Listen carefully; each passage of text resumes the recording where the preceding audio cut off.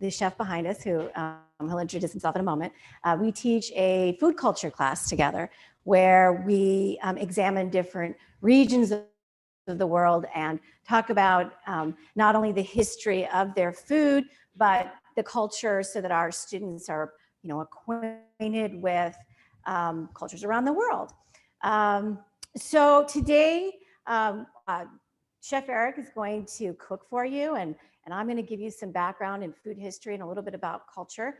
When you have questions, feel free to get into the chat and type up those questions, and we'll be fairly casual about everything. Yeah. We'll be happy to answer your questions as they come. And here's Chef Eric. Hey, everybody. Thanks for joining us today. As Laura said, my name is Eric Rickard. The chef de cuisine is actually my position here, but I help fill in for a couple classes when needed, and I've worked with Laura on our humanities course just recently. I'm not a history buff by any means, but I do enjoy some of the background as far as where food comes from, how it got from point A to point B, how it's influenced cultures around the world. I think that food is not a melting pot, but it is a binding piece of our. It's a reflection, a reflection of all the worlds and cuisines coming together and cultures coming together.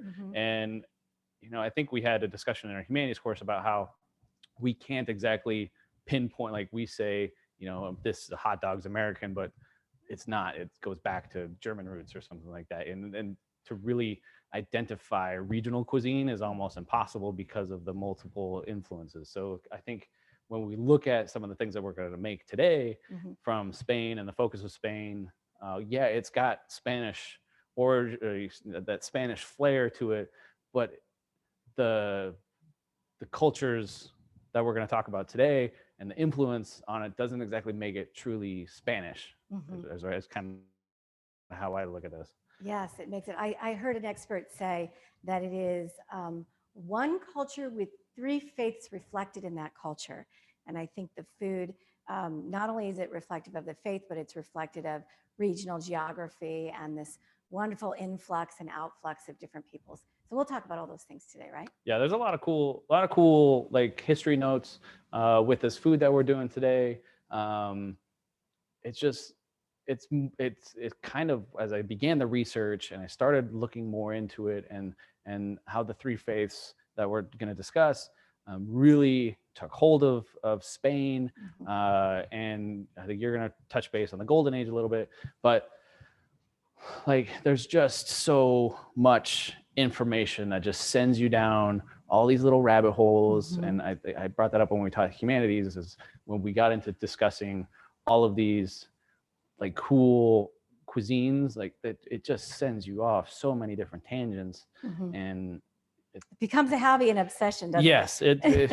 It pretty much any task that I'm needed to accomplish that day would just be shot because I just start talking or reading, and you're like, oh, what's this and what's this? It's kind of like my kid watching YouTube. It's the never and you don't know how you got it's a never ending channel. And 45 minutes later, you had a question and you're on to something new. So a couple of things that some of the recipes that we're gonna touch base on today was we're gonna make like an Adafina, which is kind of a soup, more of a stew. Then we're gonna get into paella, and then we're gonna get into the Spanish tortilla, which is kind of one of the biggest like everyday items of Spain. We'll reflect a little bit on old world ingredients versus new world ingredients, and kind of break down old world, new world for those that don't know what that is. And then kind of throw a little bits of, I think you got some architecture, some music, some like just cool like little history notes of the region and what these three faiths have kind of brought into Spain and how it's kind of affected the world in a mass scale. Correct. Yes. So, how are we looking with the amount of people we got in the room? Katie, we looking all right? We're good? Okay. So I think it's fair to say, I think we should kind of start a little bit in discussing one of the first things that we're going to do. We're going to make an Adafina, which is, before I guess we should get talking about that, we've taken all of these recipes and we've made them vegan, vegetarian, in the sense of that way we didn't have to worry about meats and all that stuff with the cultures. But I also thought that given that we've gone into a springtime, that I think everybody's trying to eat a little bit healthier. Everybody gets that sense like it's time to make a change. So we went vegan with this stuff, not necessarily to probably in the sense of just making it easier for probably everybody within this discussion to taste everything. And plus vegetables are awesome. I've actually started to incorporate more vegetables heavily into my diet, and I've noticed a change and just being able to sleep better and more focused on some things. But so we're gonna make this Adafina. And so one of the things that I found that's been really interesting about the background of this is that really, I guess there's probably more information before the 1400s about how it was a staple within the Jewish community. But really a lot of the stuff that spoke out to me was the after, let's say 1400s or whatever, when King Ferdinand and Queen Isabel really came into place and really pushed the Catholic culture and all that stuff. But the Jewish cultures really held on to this, and there was more ingredients involved in some of the stuff. I've kind of simplified the recipe a little bit, but the idea behind it, or at least with what I've read, is that these stews were made on a Friday. Correct. and then allowed to be reheated on a Saturday. Yes. So in respect to the Sabbath, where you couldn't work, you needed to be able to put something together, bury it, and they did in clay pots, right? And they put coals and wood right over the top, and so it's a slow stew, right? And this sort of slow cooking began this tradition of ollas in Spain in general, of these slow stews. Yeah, so this is a great one. So there's a lot of documentation, a lot of history with these ollas. They call them ugly stews in some ways. None of the stuff, it was probably beautiful in a sense. Like we, as a chef, we try to take things and refine it and make it pretty, and focus on knife cuts and all that stuff. But I'm more of a rustic cook myself. They're unlike some of the other chefs that work here at the school. They're a little bit more fine, more refined on some of the stuff. But I kind of like the rustic feel of and imperfections and all that stuff. I think that's kind of food how it is. I think that's how most people cook. So it's got more of a home cooking sense to it. Yeah, so that's kind of the approach that we took. Yeah, I'd spent some time on my knife skills, just making sure that in some sense, it looks a little pretty. But the ollas, I've also read that Don Quixote, this book referenced ollas multiple times as part of a staple of the diet of. That's correct. So Don Quixote, as you probably know, Cervantes was a early modern. Sorry, camera. He was an early modern writer, and he wrote the great picaresque novel Don Quixote. And in the novel, the main character, he's kind of chasing after this sort of medieval fantasy of what the world used to be. He's looking back and romanticizing it. And so and he's also a very ascetic Catholic. So as far as his food is concerned, he's very interested in sort of depriving himself. So he eats, the minimum, and he stays slender. And then his character, who's his foil in the story, Sancho, is the exact opposite. He wants to indulge and enjoy himself, and so all sorts of antics ensue over the course of the novel.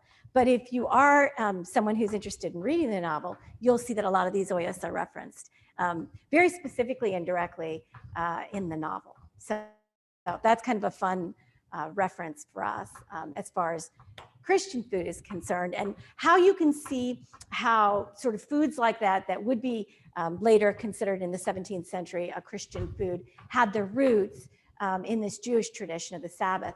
Another interesting tradition that 17th, 18th, 19th century Christians were practicing was fish on Fridays, because the cod industry, cod trade took place through Basque country. And it was one of these things where the Basques were good shipbuilders, and they would take salt with them up to the Atlantic, and then they'd salt their fish and they'd bring it back. And so in the Jewish tradition, a lot of Jewish people ate fish, salted fish on Friday. So with Lent, that tradition is sort of absorbed to eat fish on Friday in Spain. There's a direct correlation. So that was an aside.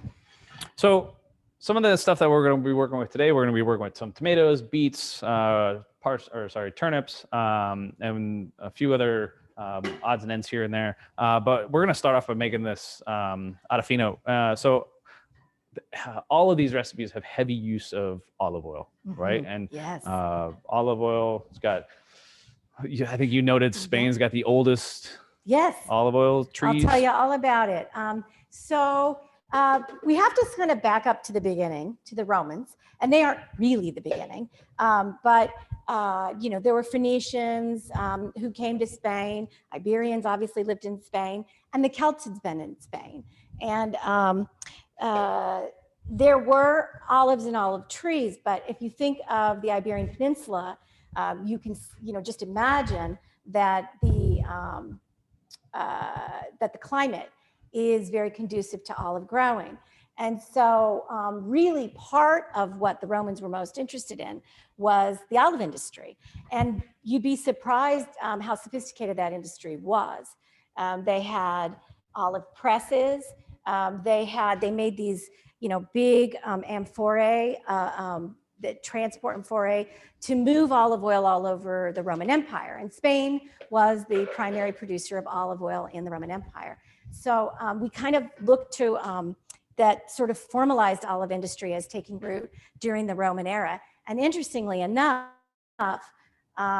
when the Muslims came to Spain in 711, they actually brought really sophisticated irrigation systems that the Romans weren't using. And so when they enter olive making and olive culture, you see a doubling of production because of their irrigation habits. So I will revisit that when we talk about Islam.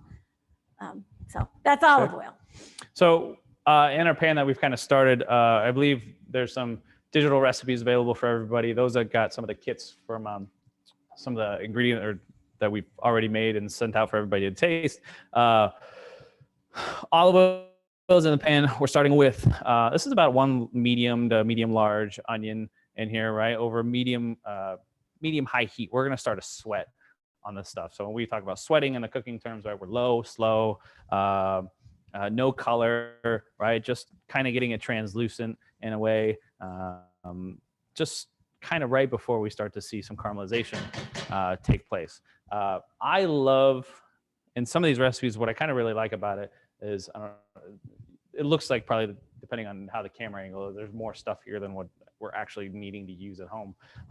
But what I really love about this one is like, it's a one-pot wonder. Like, it's all in one, it's one and done. It can, you can cook in it, you can serve out of it, you can do all kinds of different things with these one-pot wonder dishes, It's good about paella as well too. Yeah, so it kind of keeps the kitchen cleaner in a way. But I also love how in these dishes like this that are low and slow and stewed and all that stuff, it's the developing of flavors, right? And in the soup sauce class that I teach, and I think I touched base with it in humanities, that there's just, if you can take the time to develop flavors, layering of flavors, right? Like, we're starting with onions, and then we're going to add garlic, and then we're going to add the beets and root vegetables, and then this layering effect takes in, right? Then it starts to melt everything together. So see, this is the great thing about my job, is that, I like to cook, but I am in no way a professional. But I get to watch the professionals teach their students, and when they're teaching their students, I'm learning. And one thing I learned with Chef Erica, honestly, was an appreciation for salting the onions.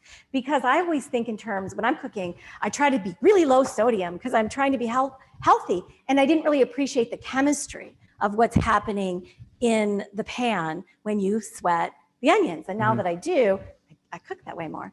Yeah, and a lot of these recipes too that you guys have, like I kind of noted hints of salt and pepper and all that stuff. So not necessarily identifying like quantities of salt and all that stuff, because that's totally, I think salt and pepper levels are totally on everybody's individual palate. Yeah. But what makes the Adafina really interesting is the heavy use of acid, right? So lemon juice, lemon zest in this one. We're going to use red wine vinegar, and using that to really bring out more flavor than just always adding salt and pepper to everything, right? There's so much more that's available in developing flavor than just salt and pepper, right? Yeah. There's a chef in Daniel Home from 11 Madison Park. Like, he is big on the use of acids in his cookery, and even Chef Combs here is heavy on utilizing acid for flavor development rather than just salt and pepper all the time. Right? Yeah. So, and so you're saying acid through either the natural content in the veggies or vinegar or one of those additions, right? Yeah. Okay. So sometimes in some vegetables and all this stuff, like even the use of honey in some sense, right? Honey's got acid in it, so there is some sweetening and acidity to honey. But I think it's the late additions of acid that will change and develop the flavor. So when we get to what you top off, when we get to the finishing of something, right, then it's kind of we add some at the beginning to help break down proteins and cellular structure and all that stuff, so things are easier to eat. But it's the with more earthy dishes like home stews, like long braises, things that are like really heavy in just those earthy notes. The addition of acid at the end really kind of cuts through the fat. So the layering of flavors. Right? Yeah. So it all goes back to layering of flavors. Back to that layering of flavors. So, all right. So we got our onions going right here for our Adafina. And I'm going to add a little bit of garlic to it, just a couple of tablespoons to kind of get some of that developed a little bit. And so we're going to keep sweating this down. This is the longest item that we're going to cook today, mainly because we're using dried garbanzo beans. Right? So I like the use of the dried garbanzo beans in this, and you can use canned garbanzo beans in this recipe if it's something that you have at home, which would cut the cook time down in half, right? So we're going to stew for 60 to 80 minutes, which will then bring out later in the, I guess the program is what we want to call it today, right? We'll bring out later in the program as finished. But if you're going to do this at home and you want to use canned garbanzo beans, you don't want to go through this process of soaking your garbanzo beans overnight. Canned works just fine, right? Yeah, we'll probably kind of return to certain ideas over and over again. Certainly with our students, we find that we have to remind them that so many techniques with food and so many preferences with food are driven by preservation. You know, before people had refrigeration, they needed to find ways, you know, to keep food year round, and they needed to find ways to stretch food. So of course, excellent, because you can dry it and it's shelf stable, and you know, you don't need refrigeration or anything like that. Plus there's a lot of protein in beans, right? Oh, garbanzo beans are heavy protein. So, you know, if you don't have a lot of access to regular meat, then you're going to be eating with a diet that includes legumes and includes eggs. Yeah, and in some of these, and speaking of eggs and all that stuff, some of the recipes that I found and some of the research, I guess, as looking into this recipe, was that there was heavy use of eggs as a binding agent to thicken stuff up as well. So. Yes, and I also saw that sometimes they would put the eggs whole in the shell in the stew, and then when it came out, then they would crack it.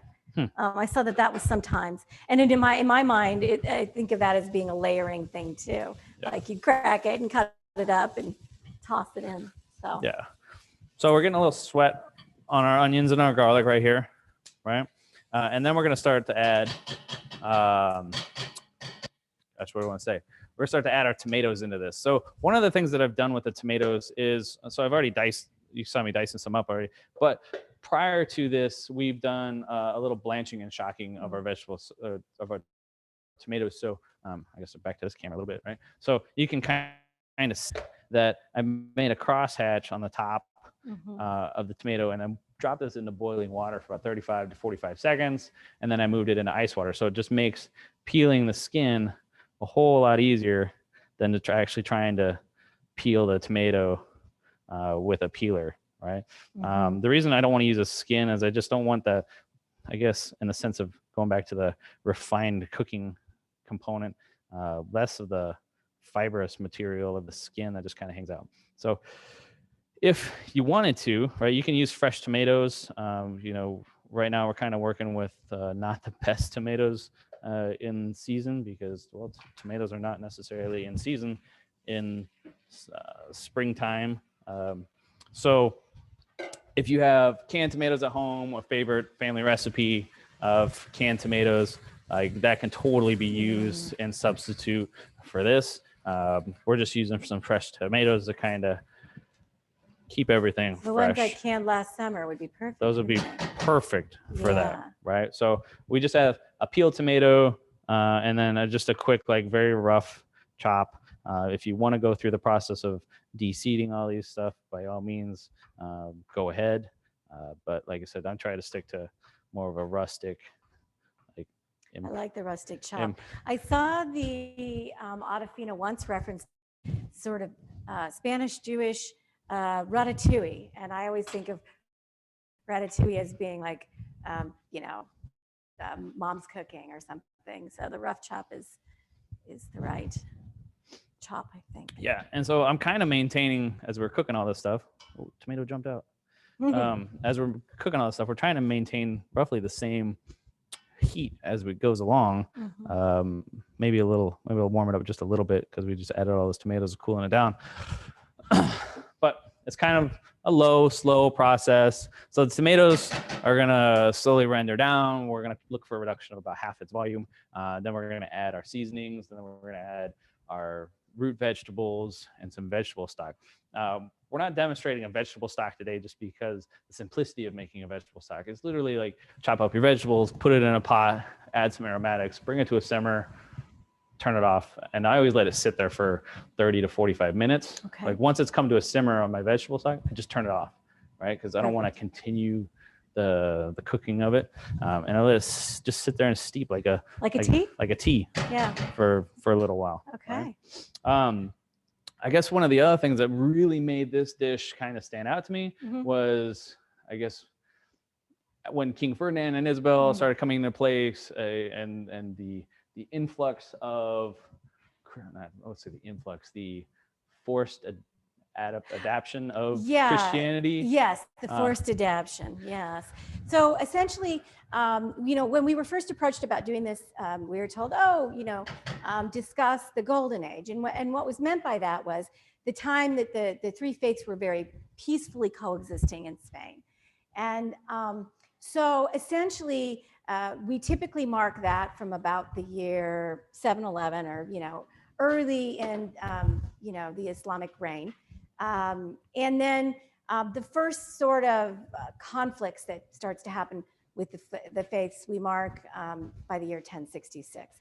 And then in 1492, King Ferdinand and Queen Isabella essentially expel all of them as Muslims from Spain.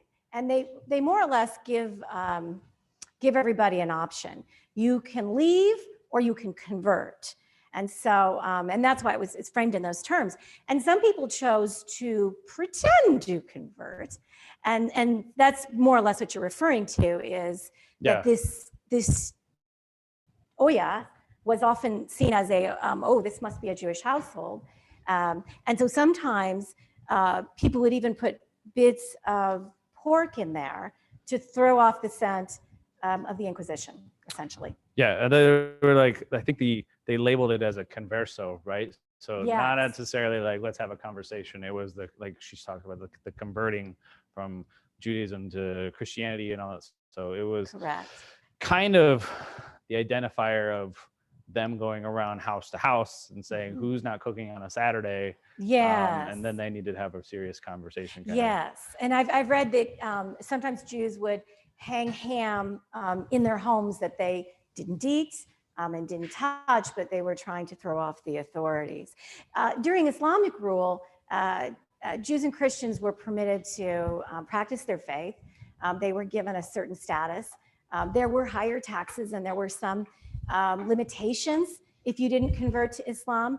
But for the most part, for about 200 years, the three faiths lived very peacefully. Now, I have to generalize because different regions of Spain, had different leadership and had different rules. And so there were places in Spain after about 200 years where Muslims would tell Christians and Jews that they needed to convert or die. But for the most part, there was this nice time period where the three faiths coexisted. And again, one culture, three faiths. Today, I think that, the Spanish people do acknowledge their rich heritage with the three faiths, and it sort of supplements lots of areas of the culture. Yeah. So I add a little bit of salt to this just to kind of help bring out some of the moisture of these tomatoes. Like I said, just because they're not exactly in season right now. Like if I was going to do this, July, early August, this would be a whole nother ballgame of, sweetness factors and all that, just because of having fresh tomatoes go pick from the garden. And they have more sugar in them? Yeah, they'll have a lot more sugar. Okay. Like right now, they're really kind of pulpy and there's not a lot of flavor to them. The color's different. The color's a lot different, right? Yeah. So as soon as once we add the beets to this, right, the flavor, the color's going to change drastically to that deep beet, pink, magenta, almost.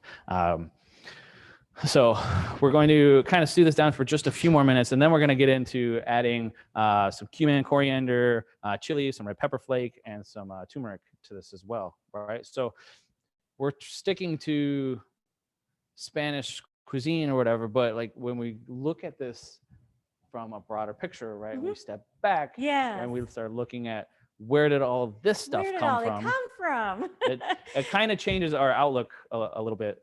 On this. I'm going to put the recipe card in front of myself so that I can remember all the ingredients that are going into this beautiful dish. So, some of these, like the tomatoes that chef just put into the dish, they wouldn't have existed, in the 9th and the 10th and the 11th century, when this dish was really emerging in Spain, because they were what we call a New World food, meaning that they grew in the Americas and Europeans weren't aware of them. And so it wasn't until, after 1492 that this fruit comes back. And a funny thing about tomatoes, when they were brought back to Spain at first, they were rejected. They were funny looking. And actually they used them as ornamentals. I guess they thought they were pretty, but they didn't really think of them as being food. They did sometimes use them for medicinal purposes, but it took a while for the tomato to catch on, right? Yeah, I think I was reading that the tomatoes, potatoes, all of the New World stuff, like, they hit the coast, they hit the old world around the 1400s after Columbus and all those other guys started exploring a little bit, but really none of this, like the New World stuff, started to see functionality and use until 300 years later, where they're like, we can actually do something with this. We like this after all. When it comes to the onions and the garlic, they had a long history in Spain. So basically those types of vegetables, we think, archaeologists think they come from Mesopotamia, like a lot of early domesticated foods. And a lot of Mesopotamian foods moved through the Mediterranean thousands of years ago. So, they had been throughout Europe for many, many years. Cumin would have come from India. And because Islamic traders were so active on the trade routes, the influx of cumin would have increased when Islamic rule began. And it was noted in my research, I noticed over and over again that cumin was referenced as being in a lot of Jewish dishes. So that's really kind of interesting. Chili powder comes from the chili, and the chili is a New World ingredient, and I'll talk more about that later. Turmeric is an ingredient from India. Let's see, the beets and the turnips, again, those were all originally Mesopotamia. Paprika would have been a New World ingredient. So we've got a nice mix here, and it really does reflect, like, 21st century. What do you do with your history? It's fun to see history in a pot, but it's also fun to make it contemporary. And like Eric said, a little bit more healthy for spring. So yeah. So we've got our tomatoes cooking within the pot. You can start to see a lot more juices and all this stuff starting to come out.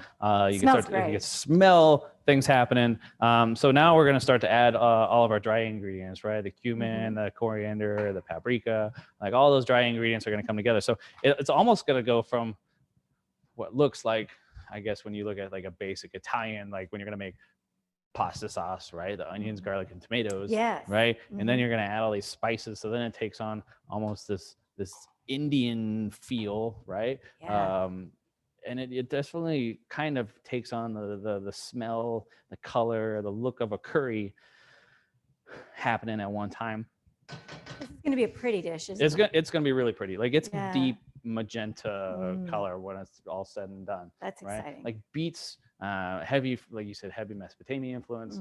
I was reading a book about the early Mesopotamia and how like root vegetables are such a heavy deal, right? We talked a little bit about like the Peabody Institute. Now they have these really cool clay tablets of cuneiform of like some of the oldest recipes documented. Do you remember the one was the beet recipe? And then one of them's got beets in it, right? So, at least when I saw that and I started influencing or added beets into this, I could see like when adding this ingredient, I was probably ballpark within the same time frame and all that. So we're well, and if you think about your Spanish map, think about that Iberian Peninsula, and think about like how it is really, in the Mediterranean. And I can even pull up my map here in a minute if you'd like, because then you kind of come to realize, no wonder there was so much trade in that area of the world. We really weren't that far apart from each other. And given that so many of the coastal cultures in the Mediterranean subsisted on fish, like for example, the Greeks really depended on fish for their protein. So you saw a lot of shipbuilding happen. The Phoenicians were amazing shipbuilders, and so when there's transport, there's a lot of movement, and people bring their good stuff with them. Yeah, a lot of things happening around this. A lot of things happening. It's like you said, it's very difficult to identify what makes things like a certain Spanish cuisine or what makes like, because of the trade routes and all that stuff, like even with a recent class that I did with medieval cookery, like the access to spices around this time were just, anybody could get a hold of almost anything. It was very active throughout the Mediterranean. And so the spices that we've mentioned that are, from India, and, they would take their ships up the Red Sea and into the Mediterranean and bring them all around. If I'm trying to share, I'm having trouble sharing screen here. I kind of want to show everyone that map, but. We'll pull it up. Yeah, I don't know what happened exactly. Well, while we're waiting on that. If I go to Zoom, we'll wait on that. So, and it's fine. In this pot, like we've cooked down, we've reduced our liquid quite a bit now. Really almost to the, you can put this in a blender and almost pretty much call it a curry sauce for the most part. But we're gonna add our turnips, right? So this is about one large turnip. We're fold this in, right? And we're gonna start cooking this down a little bit, right? And then this is a couple beets that we've diced up, right? Roughly right around the same size as our turnips, just so we kind of maintain the same time frame of cookery, right? But this is really where we're gonna start to see our golden yellow start to turn pink here in a little bit. We have a question in the chat, Chef, and it's about draining canned peas, chickpeas. Do we drain the tomatoes? So canned tomatoes. I think you can just throw everything in there, right? Like if you got some good canned tomatoes, there's different levels of buying quality product, right? Some canned tomatoes are going to have more tomatoes in it. Some is going to have more juice, right? I would probably try to stick to more whole tomatoes or whatever, right? Although I am a huge fan of the fire roasted Oh, yeah. tomatoes. I don't know if Those are anybody's good. really ever cooked with those a whole lot in Those the are past, good. but like those fire roasted tomatoes, they're delicious. I can do so much stuff with those. But I would say as long as it doesn't have a whole lot of juices or just tomato sauce in Yes. its canned processing, I would say drain out the excess, stick to the main larger tomatoes. Okay. But if I guess in a sense you paid for the tomato sauce, you might Yeah. as well kind of cook with it a little bit. Beets. Oh, These are fresh beets because I wanted to cook the long cook time with it, right? If you're going to utilize processed cooked stuff like the canned garbanzo beans, canned beets, your cook time you're drastically shrinking it. So yes, you can use some of that stuff in the sense of looking at like pickled beets and all that. Maybe be light with those if you're going to use pickled beets, because that acidity on the pickling is really going to come through. I would say find a more neutral canned beet if you're going to do that. Yes. Correct. Yeah. Yeah. And it shouldn't surprise you that beets were used to dye fabrics and things, because they are very strong with their color. Yeah. As we were getting all of our mise en place and all our stuff ready for this, the beet was the last thing that we did, because it's staying the cutting board, and otherwise my turnips were going to turn pink and everything else was going to turn pink after that. So beet was the last thing that we kind of had put in the prep for this, right? So you can start to see the color change from yellow to pink as this cooks. And your spatula's turning pink. My spatula's turning yellow. And the cumin, it's all, and the turmeric, it's all very stainy food. Yeah, but it's totally worth it. Right? Yes, it is. These garbanzo beans that we're going to use in this dish, right? These are dried. We use dried garbanzo beans, right? We talked about food preservation, and there's a lot of things that make, I guess, cooking old world cuisine interesting, in the sense of like looking back at how food preservation impacted everything, right? The drying of the beans, the salting of meats. Correct. But with these dried garbanzo beans, what I like about it is that like they're not processed yet, right? So some of the starches and some of all the stuff that's still inside of them will end up in our stew, rather than in the canned juices that you would get when you buy canned garbanzo beans, right? So we did soak these at least overnight to help expedite some of the cooking. If you go straight dried into this, you have to add a little bit more vegetable stock. You'll have to extend your cook time a little bit longer. So it can be done, right? Just gonna take a little bit longer. We soaked them overnight just so we can kind of keep that within that 60 to 90 minute cookery time frame. Since we're not actually burying a clay pot for 48 hours or 24 hours. A lot of pickling that is popular today in Spain has its origins with the Jewish Sabbath and preserving vegetables that are going to keep when you can't work on them. And so today, if you travel to Spain, you're likely to go to a tapas bar. If you know anything about tapas, it's the Spanish like to eat very late at night. And so what you do after work is you go and you grab a little tapa, which is like it's a sort of appetizer. And there's all sorts of different types of foods. There's pickled food, charcuterie, there's empanadas, there's large variety. And they really reflect the long history of all this Spanish food that we're talking about today. So pickled foods. When I was just in Spain a year ago, and I have this picture that if I can get my images pulled up later, I'll show you just of these jars after jars of these beautiful pickled vegetables. And you can just, I want that one and that one and that one with your tapa and a little cocktail. So. Yeah, was it a lot of Spanish bars, they'll give you tapas for free. Oh, absolutely. Because you're buying the alcohol. And so you need the salty item to. Yep. So it's very clever capitalism there. Yeah.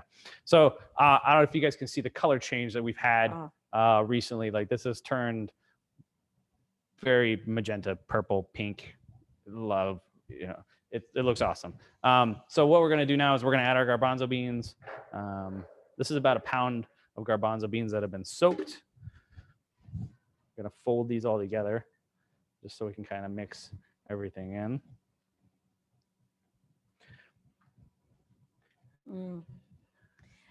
And this is a very filling dish, right? I've had, I took a little bit of it home not too long ago, and it's very, very filling, like a small bowl. I felt full for a longer period of time in this, right? And so then we're going to add about 2 quarts of vegetable stock to this. It looks like a lot, but those garbanzo beans are going to soak up a lot of stuff here, right? So what I'm going to do now is, now that we kind of have a lot of the ingredients going, once it comes to a simmer, I'm going to add the zest of 1 lemon once it starts to cook, just to kind of start the beginning of our layering of our acid notes into this. And then once it comes to a simmer, we'll add some lemon zest, and then we're just kind of gonna, set it and forget it, right? I grew up watching Ron Popeil as the daytime this guy selling all those the gadgets, Yeah, I do remember. So he would do the whole thing where he'd be like, set it, and everybody point at the crowd, and they'd be like, forget it, right? And forget it. Yeah, That's right. I know. I had in my research, I had one more like kosher food piece of trivia that I just loved, and I'd love to share with you. So, the part of the reason the Romans were in Spain for more than 400 years, about 450 years. And a number of Jewish migrants came, some by force and some on their own free will. And one of the reasons that they came is that the Romans had this taste for something called garum. And you may or may not have heard of it, but it was a sort of fish sauce. And we know a lot about it, actually. We have a lot of documentation, written documentation, but even like in the ruins, the archaeological ruins of Pompeii, there was a garum factory. And there were 4 different types of garum, and on the labels, it talks about what types they were. But the most exclusive and elite garum in the Roman Empire was made in Spain, and it was kosher. And the reason that it was popular is that it was certified kosher by rabbis, and it had the finest Spanish mackerel in it. So if you've heard of garum before, it's a funny little thing that other parts of the world, they would write about the Romans, and they'd say, we don't understand their affection for this stinky fish sauce. And over time and at different cultures, it evolved into different places. And some people see it as the foundation for contemporary ketchup. And essentially, Americans kept all the stuff, eventually got rid of the fish and added tomatoes and got something else altogether. But I thought that was pretty interesting myself. Yeah, it's kind of cool. Like you said, everything influences everything. There's nothing that's set itself up as this is originally from this. And just the idea that food production has existed for thousands of years is also a really fascinating element when you start studying food history. Yeah. I guess my profession dates back a long, long time, right? And it's got all kinds of weird little bits of info as far as, I guess as a cook, maybe we were not the most literate person within there when we talk about historically, we just I guess put stuff in a pot and called it good. And so we don't necessarily have recipes from a culture. So there's not a lot of recipes, right? Just a lot of stories in different cultures, right? It's all verbal and all that stuff. And we really didn't start seeing that documentation of recipes until way later, right? And what made those Mesopotamian recipes so exciting was it's the first documentation, so right? Old. There was lots of Greek philosophers. What's the guy? He shows up all the time and everything. He's talking. What's that? Galen. Maybe. He was a physician in Greek, and he wrote about food a lot. Yeah. So there's and then it's not necessarily like the writing of like these people were not writing recipes, right? They No. were writing about something Yeah. or maybe some procedures in a way, but it was not. Well, and food was considered medicine Yeah. in a lot of cultures.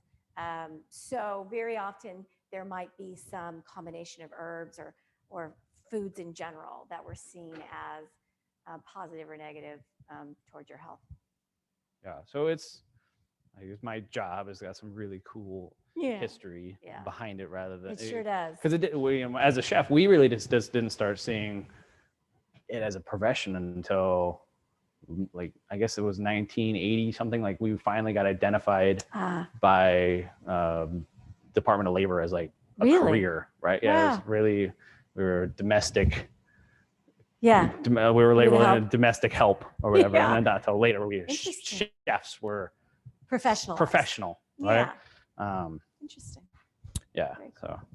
All right. Well, I think we're at about the time we need to take our break.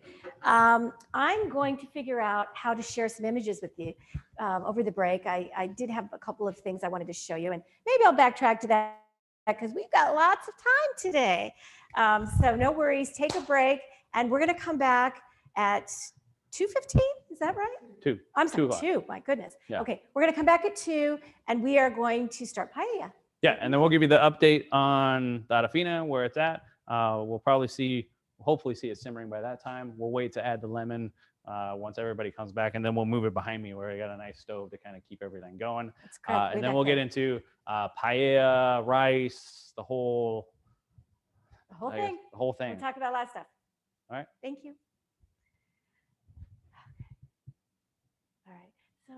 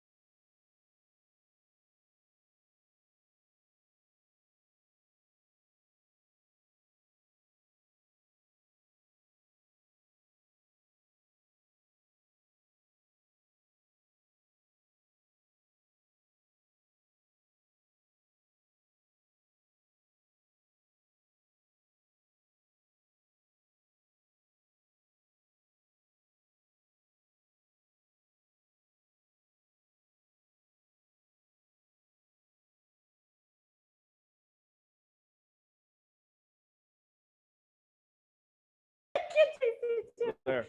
Okay, so the chili peppers they're not really, we call them peppers, but they're different species. And so when Columbus found them, he was kind of trying to prove to the Spanish that he'd found what he was looking for. So the first time he went back to Spain, he said, see, these are peppers. And so we call them chili peppers, but they are chilies. So I've moved my the spice blend into our spice blender right here. So what I'm gonna do is I'm gonna try to get it going here if we can. It's always fun and interesting. I'm gonna turn this into a nice heavy, like not heavy, but a really, really fine powder.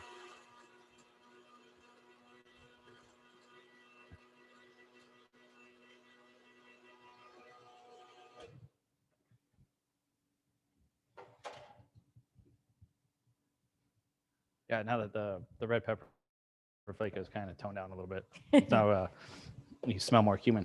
So paprika, coriander, garlic, salt is in here that I've already spilled together, and then I'm gonna take my other ingredients. I'm gonna mix them in here, right, as best I can. Get some of these out of our blender. This spice blend, that once it's all kind of put together, will hold for quite a few weeks. Oh, there's a lid. Yes, thank you. I went with cauliflower, but you can do this with whatever kind of vegetable. This spice blend will actually go really well with eggplant. If you want to do like grilled eggplant, if you roasted eggplant, mushrooms. What if you mixed it with like breadcrumbs and breaded those vegetables? I'm sure you could do that as well. I would be cautious of the temperature of the fryer oil because the amount of paprika in here.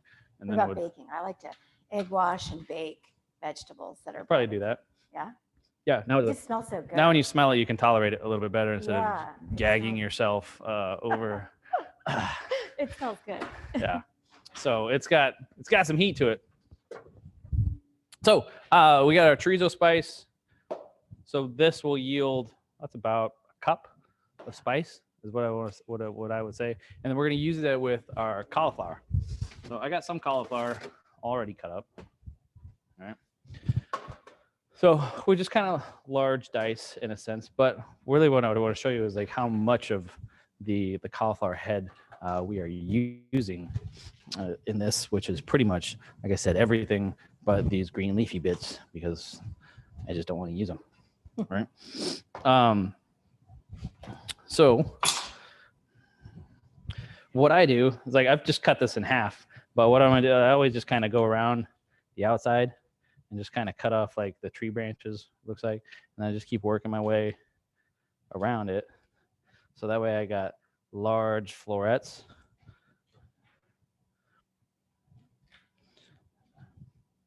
And then I'm left with this piece in the middle, right? That most people, at least most people that I know, end up throwing a good chunk of this away, right? But when actually we're making like cauliflower soup or even like broccoli soup, right?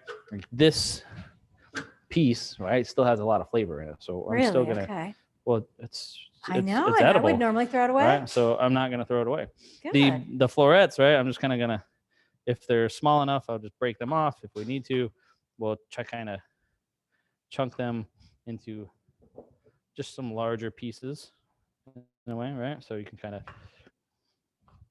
do like a dice on here, right? Eric, we have a question in the chat. What's that? It looks like about equivalency to tablespoons. So 16 whole cloves and 1 teaspoon whole black pepper if they're already in ground form, question mark. So I would go light on the clove, like a quarter teaspoon or so. Okay. With that. And what was the other ingredient? The other ingredient was the black pepper. Black pepper, it would probably be 1 or 2 teaspoons as well. Yeah. Okay. So good. That's a good question. So then that stock, I'm just going to dice up as well and make this part of it. Because I want to, you pay for it at the grocery store, right? Like we kind of what we teach some of the students here is, you know, you you pay for this stuff, so let's get some use out of it. Yeah, when I watched you make that mushroom stock last quarter, I was like, I could be doing this. Yeah. Never think about it. So these little guys, because this cauliflower head was huge, I'm just gonna set them aside because probably don't need that much. All right. If you got a medium-sized cauliflower head, that works really well. Thank you, Amber. Get rid of that. Oh, thank you. So what I'm gonna do with this, I have both my ovens here preheated to 425 degrees. Okay, so hot enough to roast and get a little color, but low enough that it's in there for 10 or 15 minutes to kind of partially cook all the way through. So a little olive oil. So that way we got something for our spice blend to kind of stick to, right? And then I'm gonna use the stuff that we just made. I'm actually gonna go fairly liberal with some of this. I would. It looks so yummy. Because all this flavor is going to transfer into our paella. Yeah. As well, right?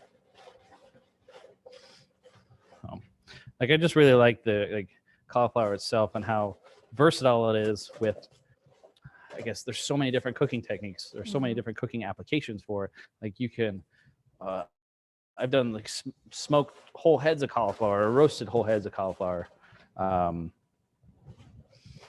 Like there's just so many different things that you can do with it. You know, if your kids don't eat vegetables, but they'll eat mashed potatoes, you puree this stuff and then you throw it into the mashed potatoes. And then next thing you know, you got them eating vegetables, right? When my kids were little, I pureed it into macaroni and cheese, like the cream, the cheesy stuff. And they never knew it was there. So good texture.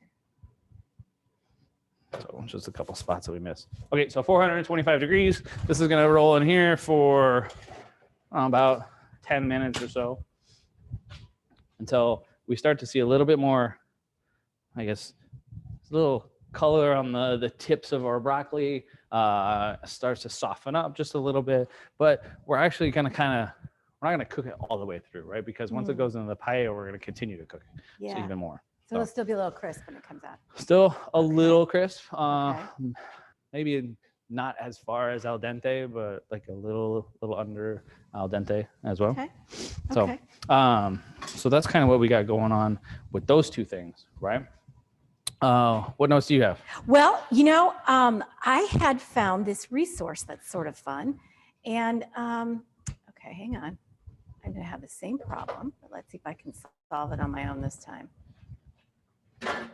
I found a resource called Wiki Paella, and apparently in the 2000s, some Spanish cooks and chefs got together and they started sort of surveying people about how do you understand paella? What's in paella? Because there's a lot of regional differences, and it's the kind of thing where, you know, people fight about, this is the way we make paella in my family, this is the way we make paella in our family, and there's diversity. And so I have a chart here. Unfortunately, again, I'm having my share. Oh, there it is. Okay, it popped back up. Let me share the screen with you so I can show you. So this is from the Wiki Paella website right here. And this is from one of their surveys. And these are the ingredients that are most commonly found in paella in Spain today. And I think the survey was taken in 2013. So you can see 100% olive oil, 100% rice, and water, and saffron. And interesting, in Valencia, most people put rabbit in their paella. So that's one of those universal ingredients. Chicken, tomatoes, peppers, you start seeing them sort of, you know, they go into lower and lower percentages. Snails are quite interesting, but apparently 62% of Spaniards put snails in their paella. So you'll see this, the variety of the ingredients, and it's, I have a whole cookbook of different paellas. I think, you know, it's kind of a welcome mat to sort of experiment. But today, most Spaniards agree it needs to be made with olive oil and short grain rice, and it needs to be, as the chef has one of these rices. Yeah, we'll get into that here in a second. Yeah, he'll talk about the rice. Part of the reason Chef picked this dish out for us to sort of marry with Islamic culture is that the Muslims came to Spain. They brought rice. It turns out, even though wheat was the first monoculture in Spain, it turns out that rice has this nice ability to grow on land that is too wet for wheat and too dry for corn. Does that sound right? Probably. Yeah. Did I say that right? Okay. Corn needs a lot of water to grow. Or the other way around. I'm sorry. Corn. No, sorry. No, I did. I mixed that up. It's corn that is in the middle. Rice needs more water. So towards the coast in Valencia, there is this really great sort of marshy water region. And Muslims understood how to farm rice, how to create patties, and they showed the Spanish, and rice culture was born. So there are lots of different paellas, but there's also a rose cone, whatever. You can, you need to have some of these ingredients. And again, as you can see from my little chart, it's not universally accepted what has to go into a paella. Saffron is one of those ingredients, though, that we see being something that is very common in paella. And that's another thing that came from the Middle East by way of, Islamic settlers. Saffron today is most commonly grown in Spain. And the reason for that is because what it is, if you don't know, it's the stamen of a crocus flower. So it's just this tiny little thing. And it's expensive because it's difficult to grow and mostly to kind of farm and collect. But in some mountainous regions in Spain, it grows very well. So they got to hand pick. Yes, you have to hand pick it or pick it with little tweezers because it's so delicate and small. So that's why it's continued to reign as the most expensive spice in the world. In the world, do you have some in front of you? Oh, we got a boatload of it. Yeah. So that's quite a cache there. Yeah, you would not find this in the grocery store. This is usually what we get through some of our mainline distributors. Usually, when you go to the grocery store, like the little tiny bit that's in here is what you're gonna pay an arm and a leg for, right? Oh, I'm sorry. I'm sorry. Oh, let me thank you. Once we get off of sharing, we'll show you what we got. Okay, stop share. Sorry about that. Okay, we want to show you the saffron. So this is what we usually get. This is an ounce of Spanish saffron that we get from the school usually. So when we pull it out, right, it comes in a little bag like that. And what you get at this grocery store would just be like not even close to, well, you just get a little pinch, right? If anybody's bought saffron at the grocery store, like I myself would have to save up for 2 weeks to probably do that, right? It's expensive. But it's super expensive. But we get it here. We get to use it. Like this tin alone will last at the school at least 6 months or so. Wow. Like it's used in little bits at a time. I really like the use of it. I'm known to be a little bit more liberal. Is there a way, like, do you need to sweat it in the oil to get the flavors going? So when we get to start with the paella, what I'm going to do is I got some of my vegetable stock warming up. And once that gets warm, I'm just rather than just dumping it in there, I'll pinch it and kind of break it up a little bit. Okay. So and then it'll release a little bit more color and some aromatics into that as well. Okay. I'm just going to take a second and check my cauliflower.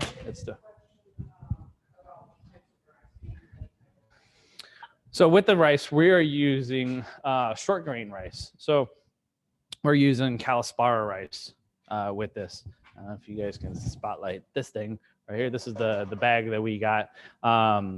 So this rice is specifically is known for paella, right? You'll also see if you Google some recipes, you'll also notice that there's bomba rice noted as well. But we're using this rice just because of something that makes it a little bit more fun. It's granted, it's a dominion of origin, right? So we're all familiar with Champagne has to come from the Champagne region of France, right? Yes. Like this can only come from the Calaspara region of Spain, right? So Wonderful. This has got very special rice. It's very special rice. It is a short grain rice. Let's see if I can showcase some of this. Okay, I don't know if you can zoom in or what camera I got to be on, but you can see in the sense of this rice, like how small the grains are, right?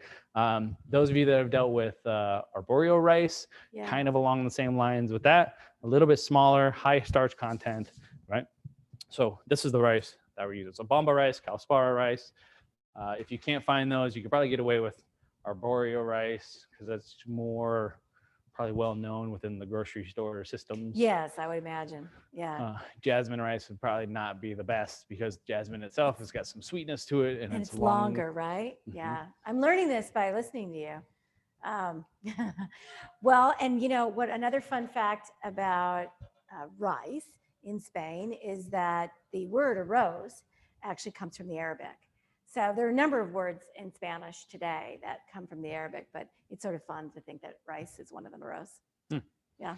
So we're going to kind of get the process started a little bit with our paella. We got a couple of things that we're going to walk through. But one of the things within the recipe card itself is the use of the word sofrito within the recipe, right? So it's kind of one of the things that we touch base on here at the school, and in the sense of the regionality of different cuisines, but also the basis of what starts different things from different regions, right? Or some recipes from different regions, right? So in the French culture, right, we are used to the term the mirepoix, right? Carrots, onions, and celery. In Asian culture, you got ginger, garlic, and green onions, right? In Spain and the Iberian Peninsula, some Portuguese as well, you're used to seeing a sofrito. Even in some of the Hispanic or like Latin America, you're used to the sofrito as well, which is really kind of along the same lines. Where we got onions, red bell pepper, green bell pepper, and then we're going to use a little bit of garlic in there, right? Excellent. You could get into like a marigon, which has the addition of ham product in there as well, but we're not doing that today. We're sticking to vegetarian, right? So we're going to use some of our vegetable stock that we're going to make. So the recipe for the vegetable stock should make a couple quarts, right? I believe I kind of had it set up so that way it can kind of cover all of these recipes. If you make some of the vegetable stock ahead of time, this stuff freezes really, really, really well. So you can use it later on in whatever you want to cook at some point, right? Sounds good. And then we also have a paella pan, I guess was specific for making paella. But if you don't have a paella pan, like this is a 15-inch paella pan. If you have a large cast iron pan, that would work really, really well because it helps distribute the heat really evenly. Or if you just want to do it in a large saute pan at home, that's fine as well. But you can get these fairly cheap online if you're going to continue to use them over and over. And then you get the nice crust, right? Yeah, hopefully we get a nice crust. Yeah, that's the goal. That's the goal. The good paella should have a nice little crust, crispy crust on the bottom of it. There's another connection here to Islamic settlers bringing things in, and that is the heat.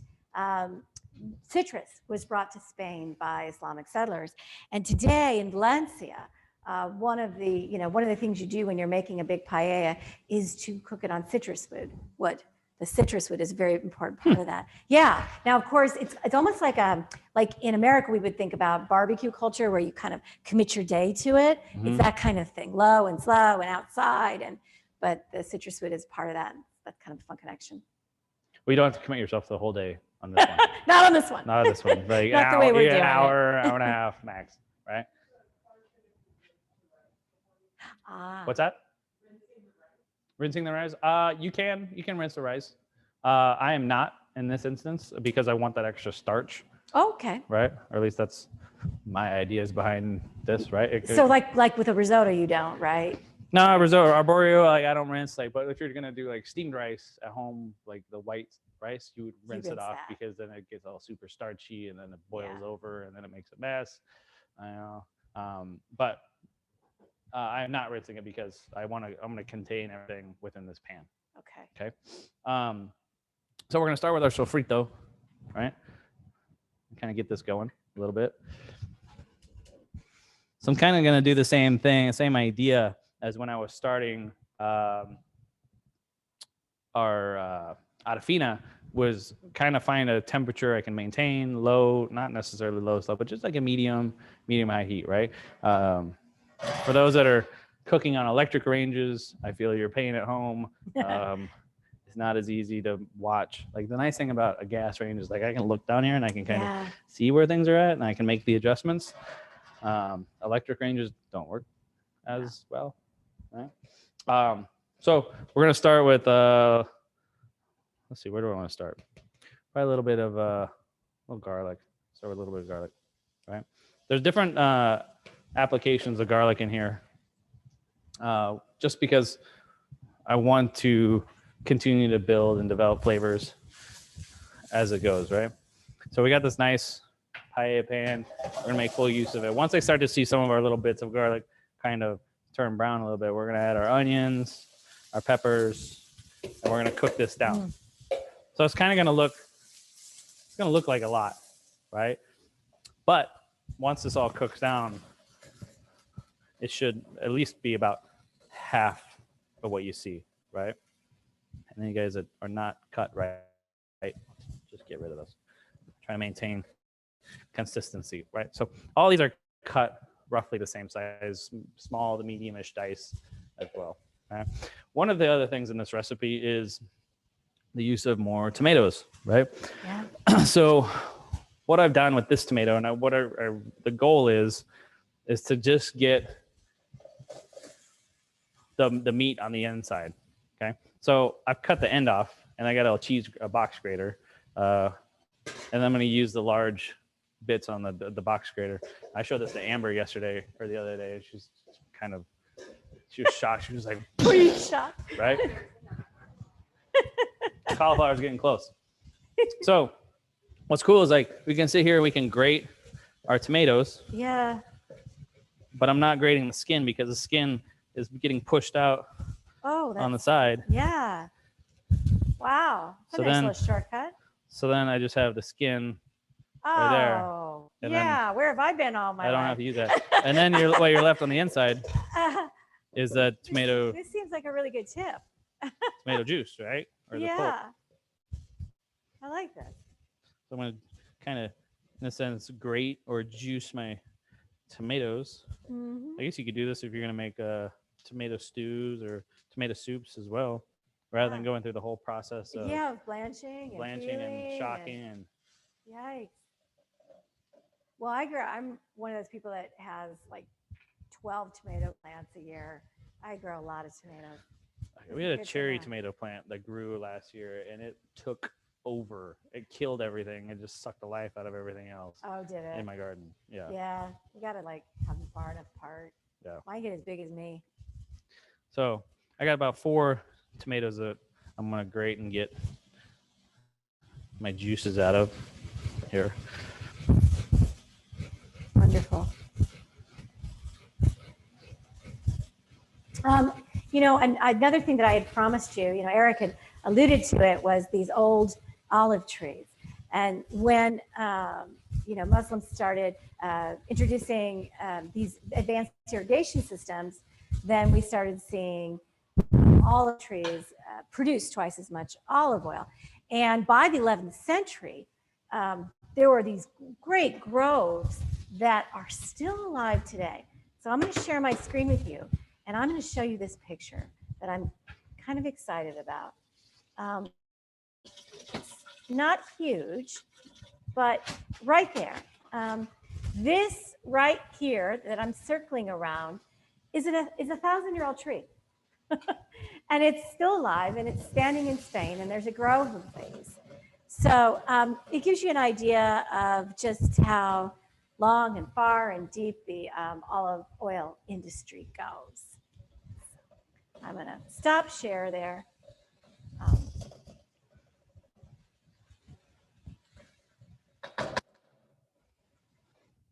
So just continuing to sweat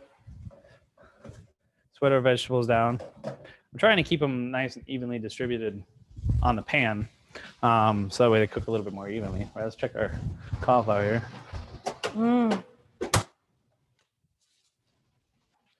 Cauliflower's looking pretty good.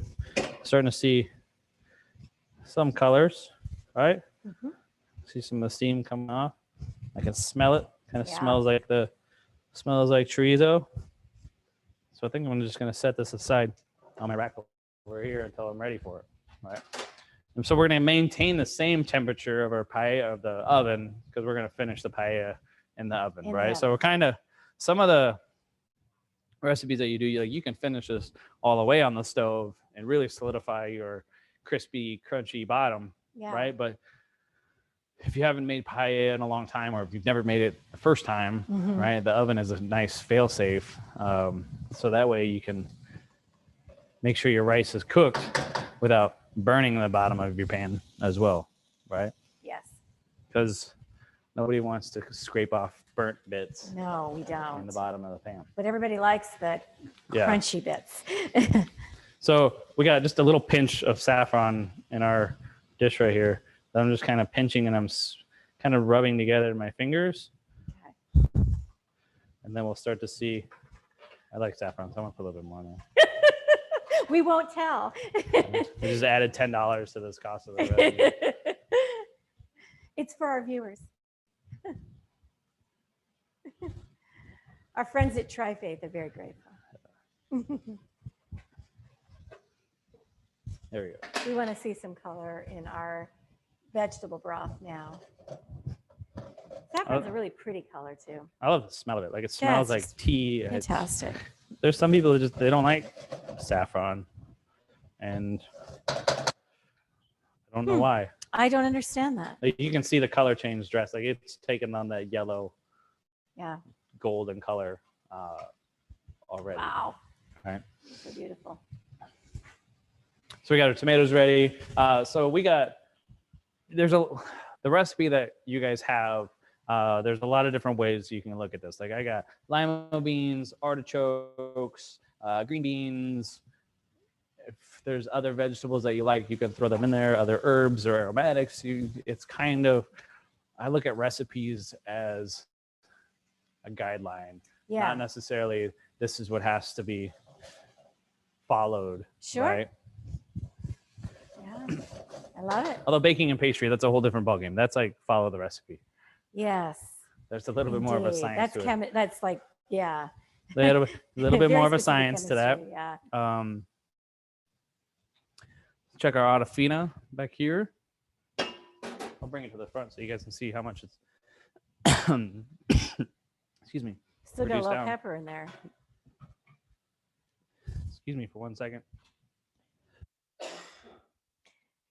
Yeah, that pepper's still up in your lungs. Well, while Eric is drinking some water, I should share with you that there were, this really was a golden age. When the Muslims reigned in Spain, they brought all sorts of technologies with them. They brought metalwork and ceramic ware, and they brought, medicinal formulas. And in a little bit, I want to talk about Cordoba. Cordoba was the capital of the Muslim Empire and in Spain. And there was a great school there. There was a great library. It had half a million books in this library. Muslims brought distilleries with them. And although they didn't generally drink a lot of alcohol, the distilleries were for creating perfumes and for creating medicinal formulas. And there's some funny stories about later in history about kings hitting the medicine. Because of course, what they essentially were making was spirits. But the point of the matter was for its medicinal properties. So in our Adafina, now we're back to that a little bit. You can kind of see on the usually screen. There's a kind of a line that starts, so it gives us an idea of our reduction, right? Like, so we've kind of lost about an inch or so of our liquid, but that's just through natural evaporation. That's through the garbanzo beans kind of soaking some stuff up, right? So figured we'll just put this back and we'll just kind of let it keep going. I'm gonna leave the lid off of it so we can get some more evaporation off of it, right? So nice thing again about our paella, it's another one pot wonder. So, cooking these recipes at home should be somewhat clean, unless you get beets all over your house, like a murder scene. So we're not gonna, so a little bit more olive oil. We're going to continue to add olive oil. I'm going to throw in another little bit of garlic. I'm going to cook that down a little bit more, right? Lots of garlic. Heavy garlic. I'm going to try to keep this garlic kind of centered here, because ideally what I want to do is once I start to see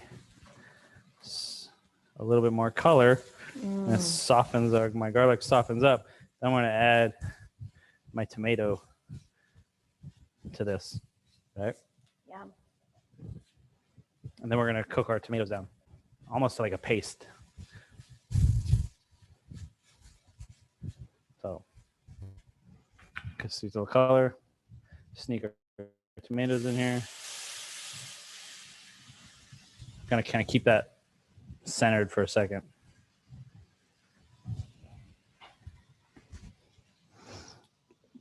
You know, when looking at the recipe, right, like you can add your spices now if you want. You can, like, there's, like I said, recipes are a guideline. They're not exactly, this is the way that it has to be done.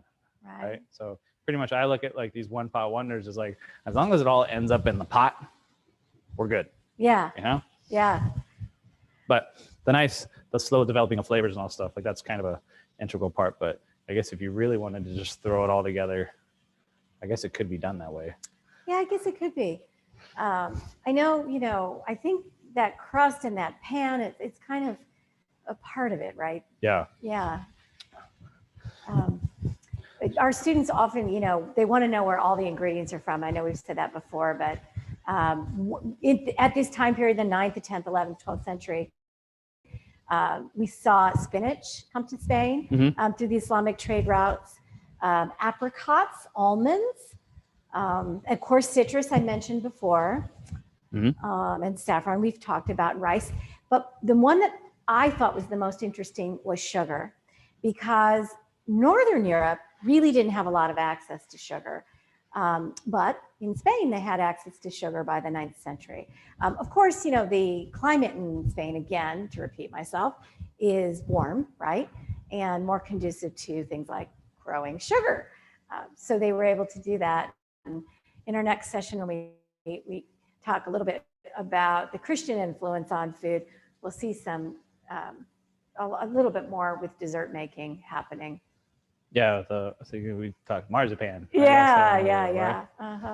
And then, you know, we talked a little bit, I talked to some of the students when I taught like regional cuisine, which is another class that we teach, which kind of breaks down, not necessarily like going into the history of stuff, but really breaks down just regional cuisine in itself, right? We talk about Spain, or we go to the Caribbean, and then we go to cook in Russia, and then we do all this other stuff. It was really interesting when I learned of horchata, right? Yes. Spanish, like I love going to Alvarado's here in Omaha and getting horchata. And I was like, oh, this is a fantastic, you know, Mexican drink, but it's not. It goes all the way back to Spain. So. That's right. So the basis of it in Spain is tiger nuts. And Chef and I were talking earlier, I don't know if I've ever had a tiger nut, but they're also described as a variety. It wasn't ground almond or something like that.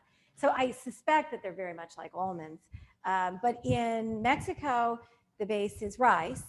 And in Cuba, the base is sesame seeds. And then it's sugar and water, and but it has a really nice creamy consistency. If you didn't know better, you'd assume it was dairy, right? Yeah, it's a yummy drink. And it's also, you know, these are hot countries. And so it's a cold drink. And you will see in Spain, there's a lot of cold soups as well to satiate, you know, you and the heat. You don't necessarily want to heat things up when it's cold, when it's hot outside, right? Yeah, I've done, when I was a chef at many restaurants here in Omaha, like we would make gazpacho every now and then, and different varieties of gazpacho. Like we've done like watermelon gazpacho or pomegranate, you know, but we've done classics as well with the tomato gazpacho as well. I love a good cold soup. Yes. But it's not a hot ticket item here in Omaha. Not everybody else shares your love. Not everybody shares my love. I'm a gazpacho fan myself. There is a connection there too with Jewish cuisine, because you know, it was initially made with sort of you know, tomatoes didn't come till after 1492, And so in the 9th century, we see some recipes with unleavened bread. And so a lot of Spanish people will still serve it with a side of unleavened bread, kind of keeping that tradition. Yeah. I didn't serve mine with unleavened bread. Yeah. That didn't make it across the pond, did it? I guess not. No. So with our tomatoes, right, we have a lot of water content. So we're just going to continue to cook this down low and slow until we get a thicker consistency. I'd like to at least cook out about half of the liquid in this, right? Because I want some of that liquid is going to be absorbed by our rice, but we just don't need that much. And also, I just want to concentrate the flavors, right? So I don't know if you notice in cooking, like maybe some people don't notice this, is when like they'll add liquid and reduce, and then we add liquid and reduce, right? It's always this flavor concentrations of stuff. So it kind of goes back to that layering of what we're doing, right? Like we started with garlic, and then we add the sofrito, and then it cooks, and then we add tomato, and now it cooks, and then we're gonna eventually add our vegetable stock, and then it's gonna cook down again. So it's this process of layering over. And when we do that, it's important for the liquid to be hot, right? So so the reason I got my liquid warm is because I wanted to steep my saffron. Right? Yes. So the saffron's not going to steep so well in cold liquid, right? You could just sprinkle your saffron and mix it in with the paella, but you're not. I don't think you'll get as nice of an even distribution of color as you would by steeping it first. Yeah. Okay. Right? So I think we're close to. Are we close to another break? Or are we? I don't know. Where are we at? 2 o'clock paella? I can talk a little bit about Cordoba for a little bit. Oh yeah, let's do that. Okay. Yeah. So one thing I want to share with you, I know that there was some thought about, talk a little bit more about the arts and the humanities like you do in class. And in class, very often when I introduce a religion that's not fully familiar to all of my students, I will, talk about sacred architecture. Sacred structures really interest me. And one of the things I talk about is that, think about a culture, and if you need to travel in a time machine and go back 1,000 years, why would somebody put all the resources in one building? And what it does is it tells you what's important to that culture. And very often those large, impressive buildings are sacred spaces. So I find sacred spaces very interesting. And Cordoba was the Islamic capital of Spain for most of the time that the Muslims reigned in Spain. And it was, centered around a mosque. And so like a lot of sacred spaces today, it was originally built as a mosque, and then became a church. And then it goes the other way around too. And then sometimes they're museums. Sometimes you see with sacred spaces, it takes hundreds of years to build these spaces. So sometimes you see fashion and architecture change. And so it's not unusual. Like later on, I'm going to show you a Romanesque building that also has a Baroque side, which, spans several hundred years in separation. So when you look at this mosque at Cordoba, what you're seeing is something that was originally a mosque and is now a church. And you might recognize that tower as originally a minaret. So today it's a bell tower because it got changed to a Christian space. But when it served as a Muslim space, it was a minaret, which is where the muezzin climbs and goes to the top to sing the call to prayer. So when I'm with my students, it's a really good opportunity to explain sort of the practical function of sacred spaces and why certain elements of spaces exist and how they reflect religion. We can look at the design in a mosque and talk about Arabic and the Holy Scripture all written in Arabic and the resistance to images. I didn't mention when we looked at the Golden Haggadah that with Jewish art, very often, there is also a resistance to images. But in the case of a prayer book like that, it's seen as a teaching tool. And so in the Middle Ages, we did see we have some examples of Jewish manuscripts like that. Okay, back to Cordoba though. I wanted you to see some of these different arches. I wanted you to see the weight of the structure, the heaviness of the structure. And I think by, frequently like looking at these spaces, you get a sense of what Spanish architecture becomes later. This last image here, or these last few images, show you different arches. And in Islamic architecture, we describe keyhole arches, and we describe lobed arches, and pointed arches. And what's so very interesting about the architecture in Spain is that, this is getting built in the 9th, the 10th, and the 11th centuries. And we start seeing across the Pyrenees, in France, we start seeing Romanesque change into Gothic style. And Gothic architecture borrows these arches from Islamic architecture. With a pointed arch, you can build higher than you can with a round traditional Roman arch. And so the Gothic builders looked at what the Islamic builders were doing, and they said, that seems to be working a little bit better. So there's this really cool connection there. And then I just kind of took these slides off of what I have in class. I'm able to explain what a mihrab is to my students by showing them. And, we can talk a little bit about ceramics and the ceramics that were brought to Spain and how they make their way to tile work around the mihrab and inside the interior of domes. We'll spend quite a bit of time looking at it, and I actually will show them videos, UNESCO videos and things, so they can like have a sort of virtual tour of these sacred spaces, and it connects them better to faiths that they're just learning about. So I wanted to share that with you. How are we doing with the paella? So I can see that one of the things that I pay attention to when I cook as well is like the sound of stuff as well. And I can hear my pan is actually like the bubbles are getting louder. Like I can hear little things like that. Yes, I just thought of it. I'm sorry. Stop share.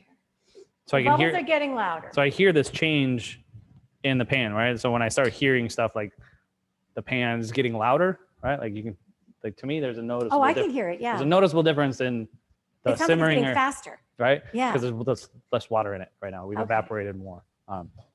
So at this point right now, we're going to start to kind of piece a lot of things together. So we got some of our chorizo cauliflower. I think what I want to do is I'm going to steal the stuff that I just made today. We made some earlier just in case we needed it. Because we didn't know how things were going to go on time, but we're sitting pretty good on time. We're going to go with the fresh stuff. All right. I'll put my cauliflower in here. I'm going to mix that in. Get rid of that. So I can start to warm this up a little bit.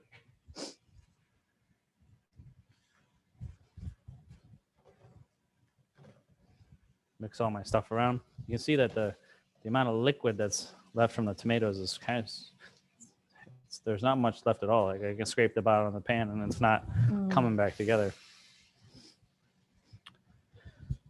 I'm gonna throw some of our paprika and chili powder and seasonings in here. Stand back, everybody. I know, right? I'm not toasting like chili flake again, so it's not going to be as bad, right? I did put a little bit of salt in here as well, so I can start the flavoring of some of this, developing some more flavor with our ingredients. And it's getting that rich color. Starting to see the colors be real bright. And then I'm going to put our rice in here. So we're going to have about 1.5 cups to 2 cups of rice in here. I'm going to go closer to 1.5 cups. And I'm going to kind of mix this in so I can kind of start toasting the rice. I don't know if you guys ever made risotto before, but there's usually like a toasting of the rice a little bit, right? There's usually two styles of protein that are involved with rice, amylio and aleopectin, that as you kind of start the toasting of the rice, you start the releasing of the different starches that are in there, kind of make things a little easier later. So there's your chemistry. Yeah, there's a lot of stuff that happens in this, right? I'm kind of Gonna let this toast for just a second. I guess while that's doing that, I can start to stage some of the other goodies that are going to be involved in our paella. So I got artichoke hearts. These are just canned artichoke hearts that I've drained and thrown in here. You could get like marinated artichoke hearts and some olive oil. Just be careful of how much oil goes into it. All right. So we got artichokes. I got our beans. They're going to be a great source of protein in this dish as well. Kind of going heavy on vegetables today. All right. Wow, it looks fantastic. And then these green beans are, they're just raw right now, but eventually they're going to end up cooked in our paella. And that's where we get to add our saffron broth.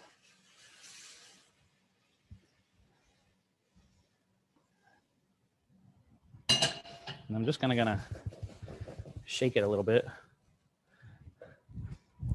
So what I want to do is I want to let this simmer, not really simmer. What I want to do is I want to start to see some heavy bubbling kind of going on,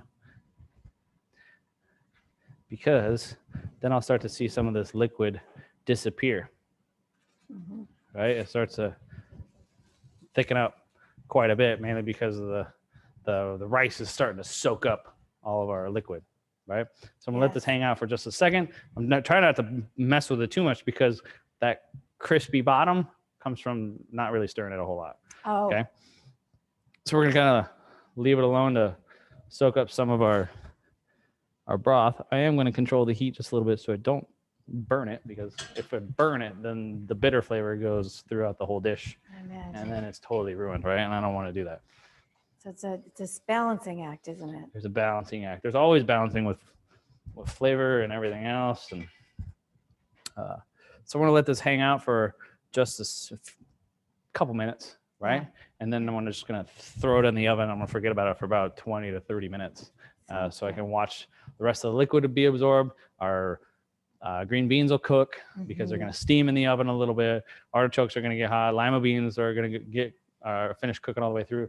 Our lima beans that we did use in this, we used a gigantic Peruvian lima beans. You can use canned lima beans if you really want to use lima beans, or if there's other beans you want to use, you can use those as well. You can use the garbanzo beans if you got extra of those hanging around from making the Adafina. So lots of different ways to go at this. Like I said, if you kind of look at recipes as a guideline and to just kind of show you a path rather than tell you exactly how to do it, you always end up with something fun and exciting. So I'm going to let this simmer for just a few minutes. I think we're at a good point to take another break. And then once we come back, I'll bring the paella out of the oven. You can see how much liquids kind of come out of it. We'll put it back in the oven, and then we'll get on to our next topic of discussion. That sounds good. Okay? Yep. Yeah, so about 2:15, we'll be right back. 3:15. Or 3:15. 3:15. Sorry. Thanks.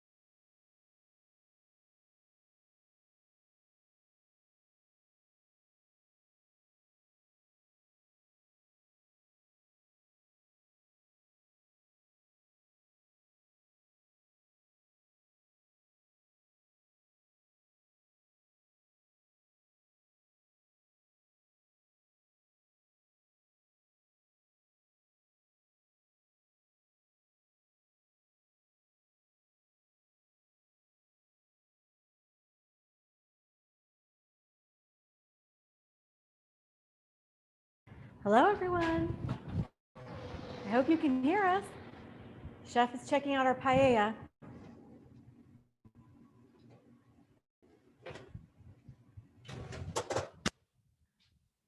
Oh my gosh, already. Yeah, we're getting there. Yeah. Just want to use a little bit. Checking the rice. And like the moisture is all pretty much gone. Like all that's in there right now is like this just the natural steam at this point.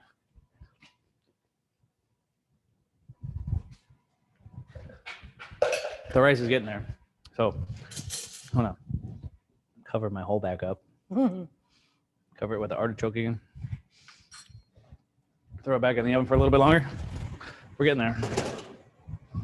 Tastes good. Yeah, but it's done. Yeah. I brought back our Adafina to the front again because we're getting closer to the end, right? Our garbanzo beans are fairly close to being fully cooked. Like almost like at that edge of like where they are to be cooked.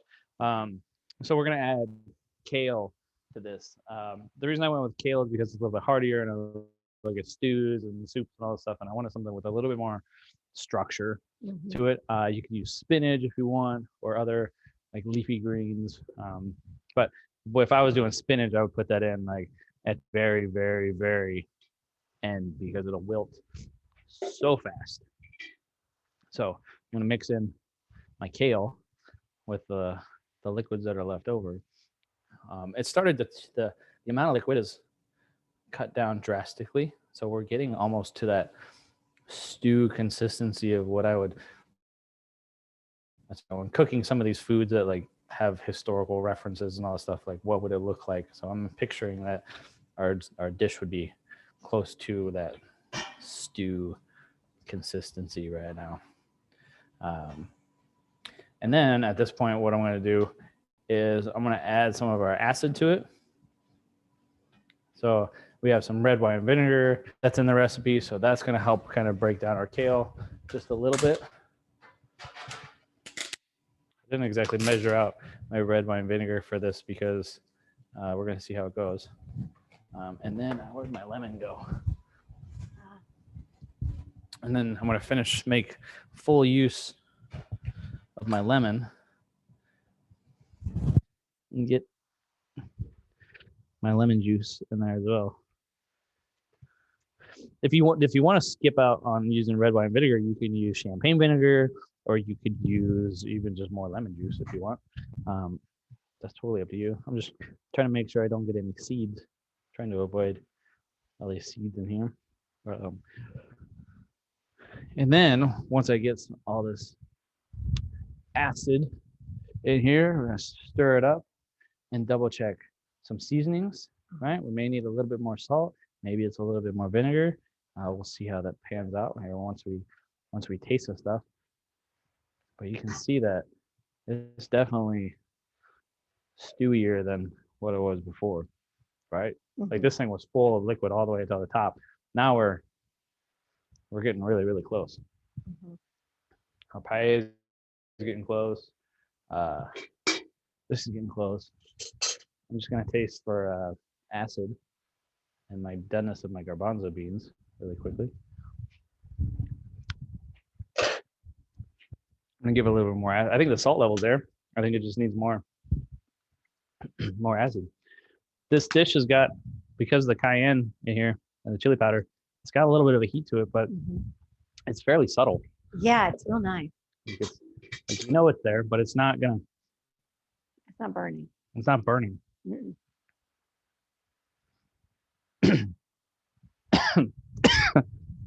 I say that as I'm coughing right now. Yeah. I'm still living with the hot peppers.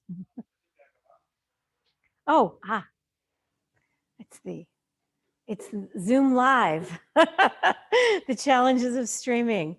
Can write a book on it. So now I'm back. Just gonna finish this back on the stove. Right. Move that back here. And then Laura, you had some interesting stuff that you wanted to bring up. So when we're with our students, and we only have basically 3.5 hours. I only have about 3.5 hours to introduce them to a culture. So it's really a potluck smorgasbord, you know, introduction. And one of the figures I like to introduce my students to is Ziriab. And you may or may not be familiar with him. He was a 9th century musician. He probably was born in Baghdad. Most sources say that. It's not 100% accepted, but I think that's probably accurate. And he made a really big impact on the cultural community when he arrived in Spain. He opened a school of music, and it was the first school of music in Spain. He introduced an instrument that's very much like the oud. He added a 5th string. And, you know, if you're familiar with contemporary Spanish music, and traditional Spanish music, you'll know that flamenco music is very guitar heavy. And so a lot of people will trace the love of string instruments, the love of the oud and the love of the guitar to Ziriab's music school. But he wasn't just a musician. He was sort of he was like an influencer, if you could say it. He did things and people took notice and they imitated them. So for example, he changed his clothes according to the seasons. And Spaniards at the time were not accustomed to doing that. And they took notice and started imitating that habit. He also had a lot of opinions about culinary habits. And so he thought that people should eat their meals in 3 courses. So he introduced the 3-course meal to Spain. He introduced the tablecloth to Spain. He liked leather tablecloths, and he introduced the fork. So those are the things that Ziriab is credited with. His nickname is the Blackbird. So very often you'll see him referenced as the Blackbird. I encourage you to go online and listen and find some samples of his music and listen to some samples of his music. We do that in class, and it's really pleasant, enjoyable music, and you'll recognize it as Spanish. So okay. So we are on to our last little thing here. I hid my towel under my mandolin. Check my paella. I think we're done. I'm just gonna break this out so you guys can see it right here. Oh. So we got some nice crispy edges that's happening right here, right? We got some color that's on our green beans because they've been sticking out, but they're fully cooked. So we're just gonna kind of let this hang out for a little bit. And so we'll set it aside back here until we get close to kind of the final presentation stuff. Does anybody have questions on anything right now? Like the chat is live. We got somebody that can vocalize the questions to us. So we're more than happy to filter any questions for anybody. And it can be questions, I guess, if you got food questions in general that I may be able to assist with. Non-credit courses questions, metro questions. Maybe we can assist you with that. But then we're going to kind of move into our Spanish tortilla or Spanish omelet, I think is what we wrote on the recipe cards. So in this pot right here is a bunch of extra virgin olive oil. So we're doing this in two stages for you, so it can be right. This can be done in one pot again as well, or one pan as well. But in the sense of kind of a visual stuff for you all, I have a larger pot right here full of extra virgin olive oil that I'm going to heat to about 250 degrees. I have a surface thermometer right here, a laser surface thermometer. So I'm about 117, 118 degrees at the moment. So we got a few seconds. So you were in Spain, Laura. You can explain probably the importance of the Spanish tortilla, the heavy influence it has on everyday life. It's not just a breakfast thing. Not at all. We actually stopped in a restaurant for lunch, and they brought one out for free. Like, they brought it out with beer. So, and it was lunchtime. But apparently that's fairly common. And by the time we ate our Spanish tortilla, I wasn't really hungry for the next course, but that's the way it is. It was very good.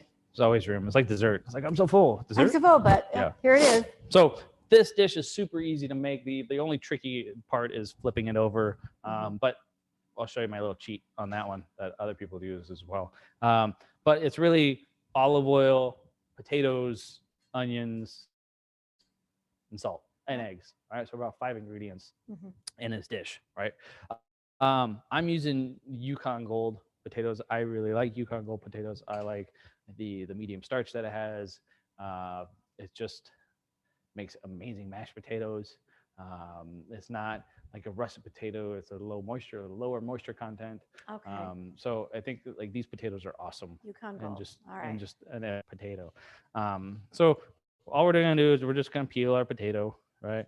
I guess if you're feeling super rustic, you can leave the skin on, maybe if you really want to. But I got some that are already peeled, but we're just gonna peel this guy for the visual sense. Right? And I've always been a big fan of these Y peelers versus the straight peelers. You can go to, well, Sur La Table no longer around, but I used to go to that store all the time and get a 3-pack of these. Yeah. And I try to always find ones of like random colors, so that way if somebody stole it, I knew it was mine. It seems like a good plan. We were discussing this meal before we got started, and one thing, I love Spanish tortilla, and I don't like hash browns. And I think it's like the grease. I think it's the difference. I think the olive oil is such a lovely taste. And I have to think that the higher the quality of olive oil, the better this dish comes out. Yeah. So the other thing to keep in mind too, olive oil, it will go rancid, right? So I think that's one thing that people, I know this is definitely an argument that I have with my fiance, is like, we'll buy these big jugs of olive oil, right? And if we don't use it fast enough, right, it oxidizes, then it still turns rancid. But if you get a really, really good olive oil, right, that's heavy, fruit forward notes that, almost like citrus, like from a citrus grove, makes a really, really good olive oil. And just because you're paying a high price doesn't mean that the olive oil is really, really good. There's a lot of, I guess, sketchy things that happen in the olive oil industry. But, for the most part, when you're buying extra virgin olive oil, it's good. Extra virgin, when we talk about extra virgin, we're talking about the first press of olive oil, right? And then you get into virgin olive oil and second press, or then you get all the way down to you can buy pumice oil, which is like the remains or the last pressing. Like the seeds and the stuff. Okay.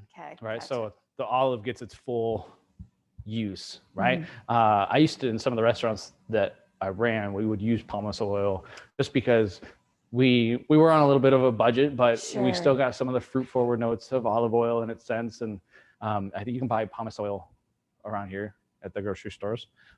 So if you can't afford, if you don't want to spend all that extra money on extra virgin, you can buy middle of the road. And even a blended oil you can use in this as well, like a 80-20 or 90-10. So they'll take, 90% canola oil with 10% extra virgin olive oil also. So there's lots of little different things with oil. I would probably, I would stay away from just straight canola oil or those neutral oils. Yeah.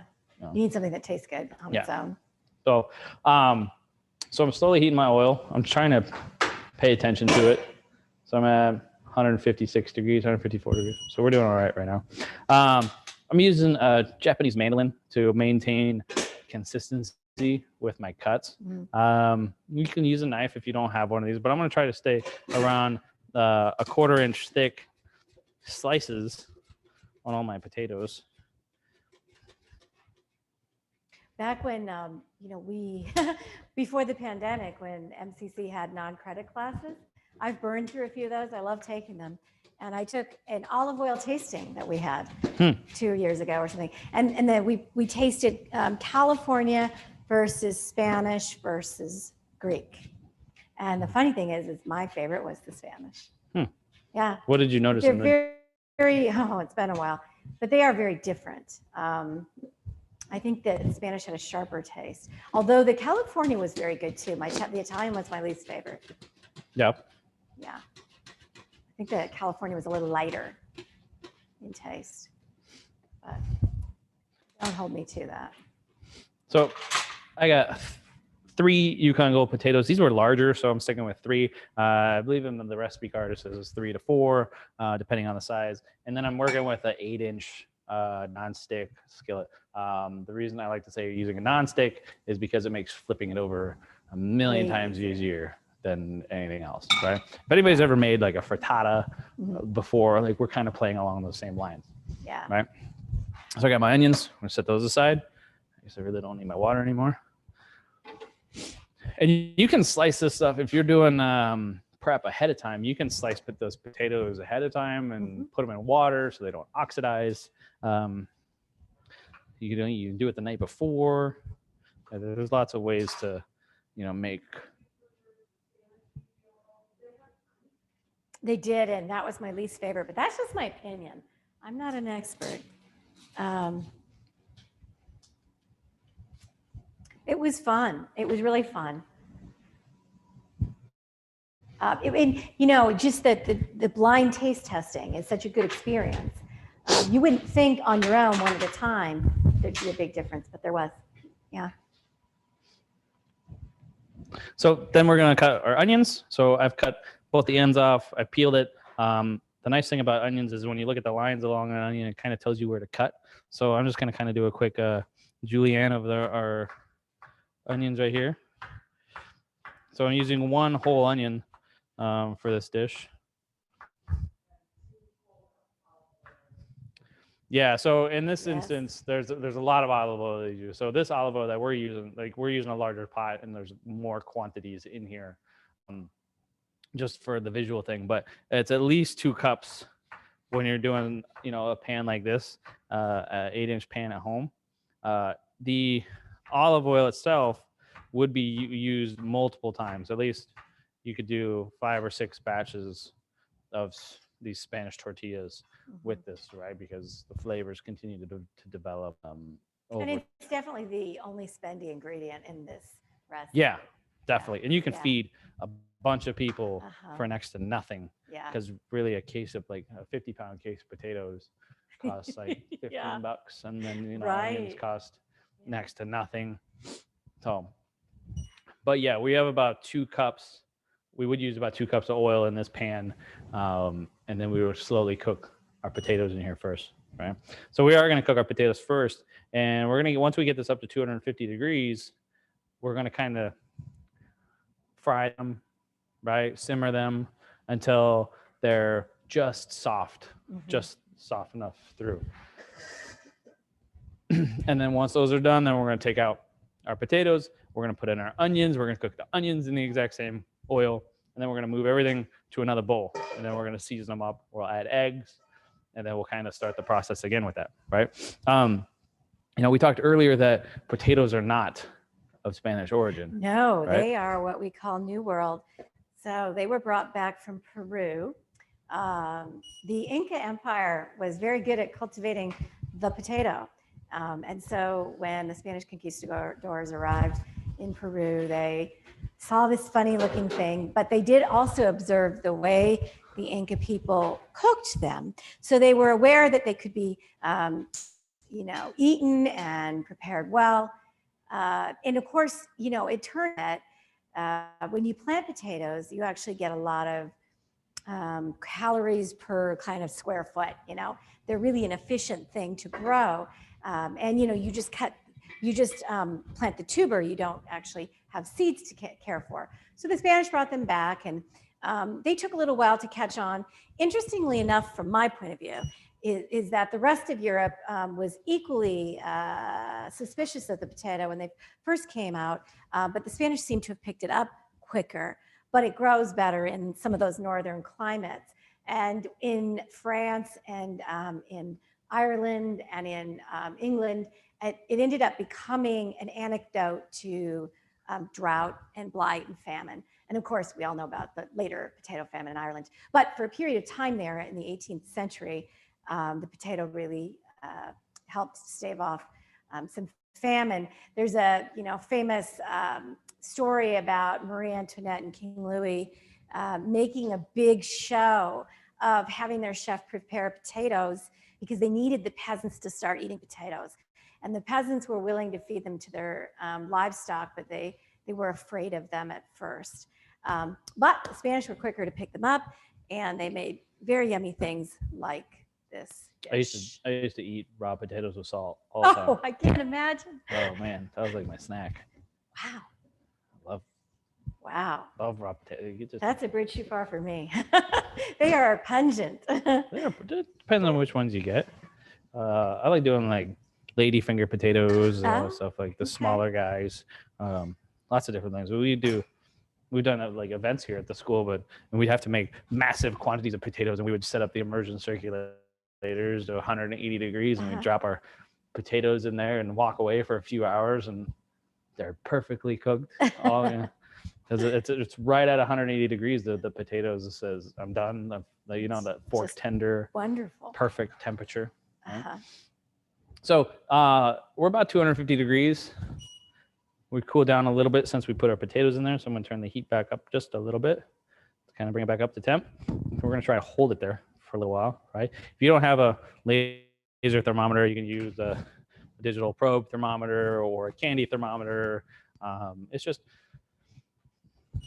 as long as it's not boiling crazy, like you're frying the potato, that's not what you want. You just want to kind of simmer it until it's cooked all the way through, right? And then we're using a strainer right here to kind of move them around so they don't stick together, so we can get fully cooked all the way around. We call this a spider. It looks nothing like a spider, but that's just what we call it, right? And so we've done, I guess when we made all the kits and all this stuff, right, that we continue to use this olive oil since then. So it's kind of developed flavors more as it's cooked. Every time we use it, right? But eventually it'll get to the point where like deep fryer oil and all the stuff it'll start to break down at some point, right? So and there's eventually too many bits in there and stuff. Right? Eventually it will be no good. So then you just get rid of it and start over again. So we got our salt that we're gonna have to season our potatoes. The one thing, so we're using about six large eggs is going to give us one tortilla for the 8-inch pan, right? If you're doing maybe a 12-inch saute pan, maybe you need 9 to 10 eggs, depending on what you got at home.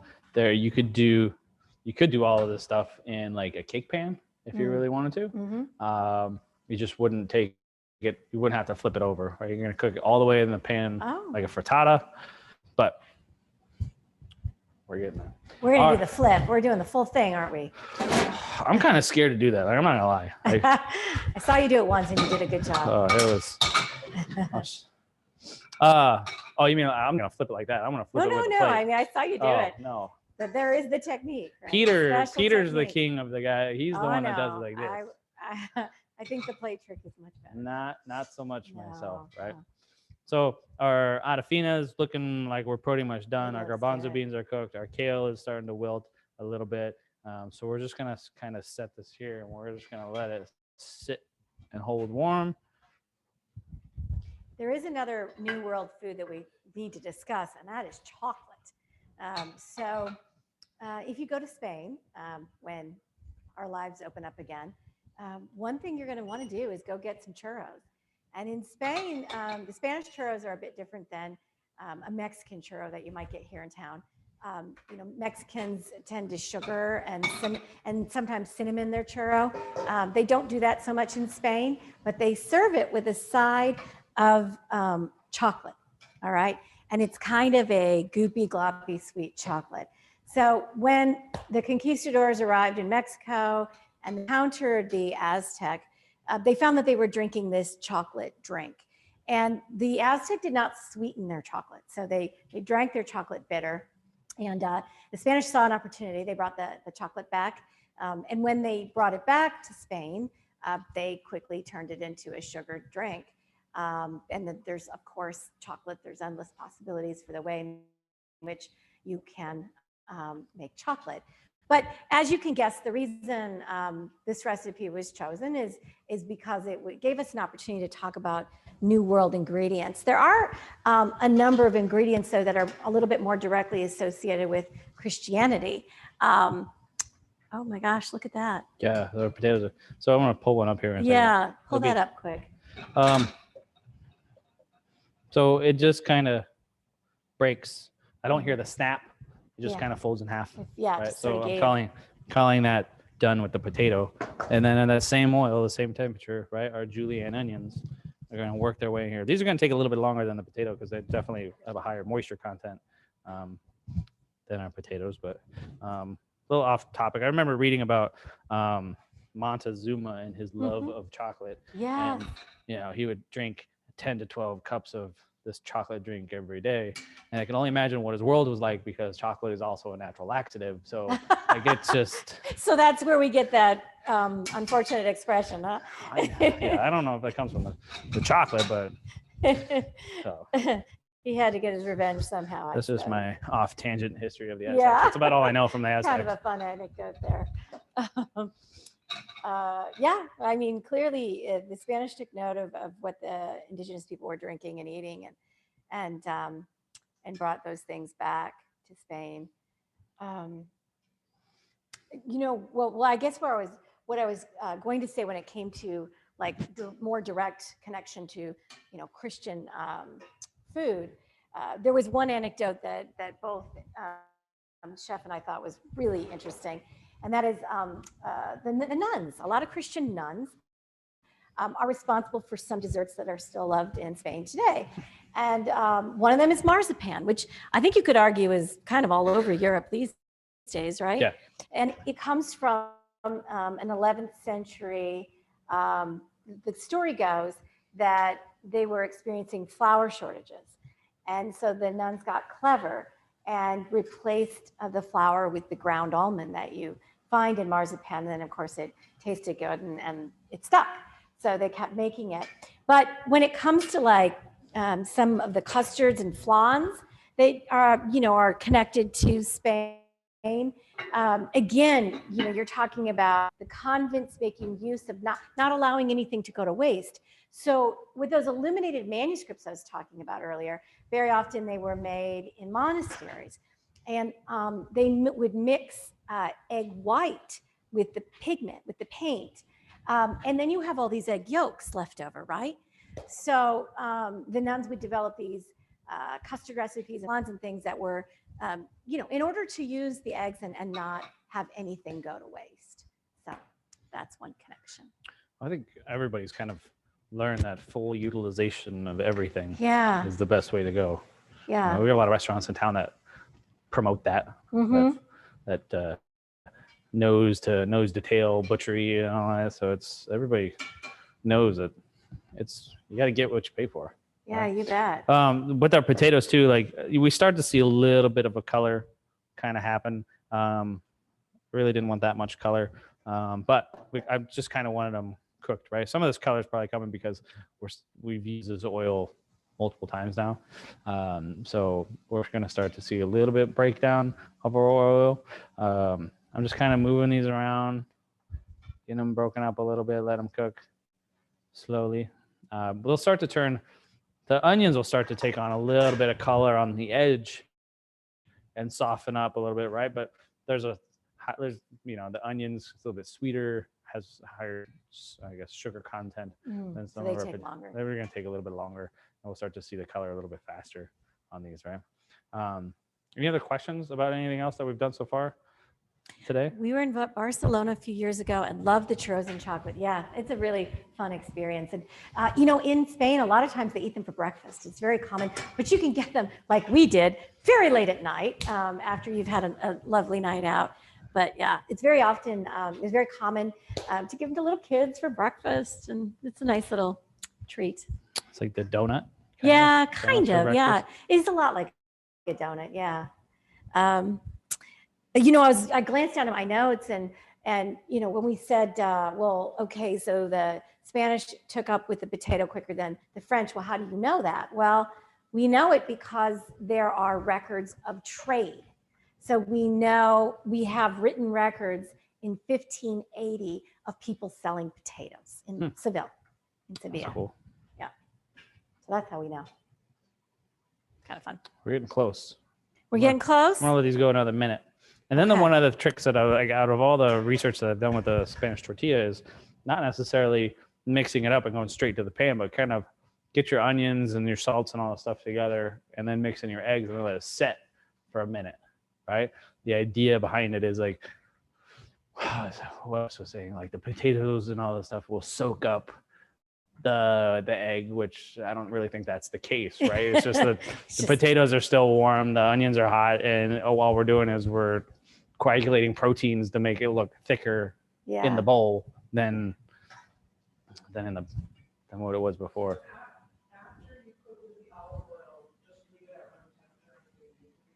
Yeah, so what I would do is I would so the olive oil that's used once you got full use out of it, right, like today, what we're going to do is we're just going to let it cool down to room temperature, strain it, and then we'll set it in a nice little dark place out of the way, so light doesn't get to it, because light, we look at the olive oil when it comes in those little green bottles and all that stuff, it's because light affects how it breaks down.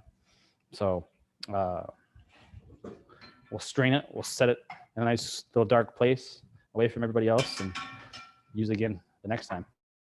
Okay, so my onions are starting to, they're nice and limp, right? They're soft. There's minimal caramelization on them, right? I'm gonna do a nice liberal pinch of salt, a little extra. And I got a spatula right here. I'm gonna mix these up just a little bit because I want to mix up my salt, my onions. And they're still pretty warm, right? Yeah, everything's still pretty warm, right? I mean, the oil is still about 250 degrees, so we're still hanging around that temperature. And then we're gonna crack our eggs straight into this.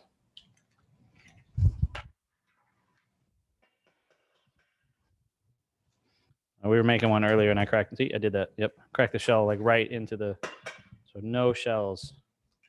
Yeah. Mm.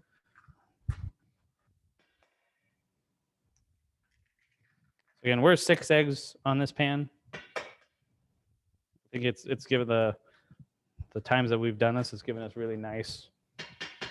Seems like it would be hard to make it any bigger. Well, in this pan, yeah. If you did a 12-inch saute pan, you could probably, like I said, you could add 3 or 4 more eggs to it, right? And then the research that I've done and watching other chefs make Spanish tortillas, they're not scrambling their eggs prior to this, right? They're just kind of mixing them together, letting them break up naturally. And then I'm just going to let this sit here for just a second, right? Where did this go? Oh, is there a question? Okay. Another question? Forgot to mention this earlier. Potatoes used to be seen as devil's apples by Christians since they were seen as ugly, dirty, and underground. Related to Eden's curse. That's probably why potatoes are called pommes de terre in French, the earth apple. Love that bit of trivia. Oh my gosh. That explains a lot, doesn't it? Yeah. Excuse me? Is that right? Ground apple as well? Wow. Fascinating. Yeah, I mean, it's a good point. They are planted underground, which, is interesting. They look kind of like apples, except they're not sweet. Yeah, I can see it. That makes a lot of sense. Wow. Well, we'll have to share that one with our students, right? Yeah, I always remember that one. Yeah, I remember that one.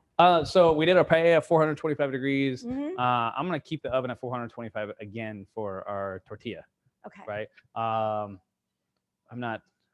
Utilizing the oven gives me more consistent cooking all the way around rather than having to stay focused on the burner. You can go about 5 to 7 minutes. So we'll start seeing some color on here. Yeah. And then you can lower the temperature and go 5 to 7 minutes on low. But we've kind of figured out timing with this 8-inch pan, right, is about once we start to see some color on the edge, we go into the oven for 5 minutes, bring it out, flip it over, 5 more minutes, and we're done.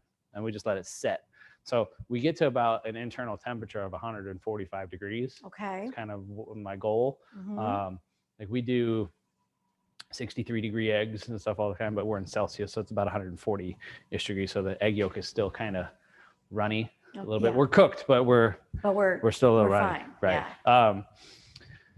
So we get to about 145 there, and then I'm going to let it rest for another 5 or 10 minutes before we're cutting it, because if we just cut it right away, like we may lose some structure and let it ooze all over the place. So we're just going to let it rest once we're all said and done, and then we'll kind of talk about everything and its whole entirety that we've kind of done today. Okay. So this oil is still hot, so I want to make full use out of this. So I'm going to take a little ladle and a couple tablespoons of olive oil into my saute pan.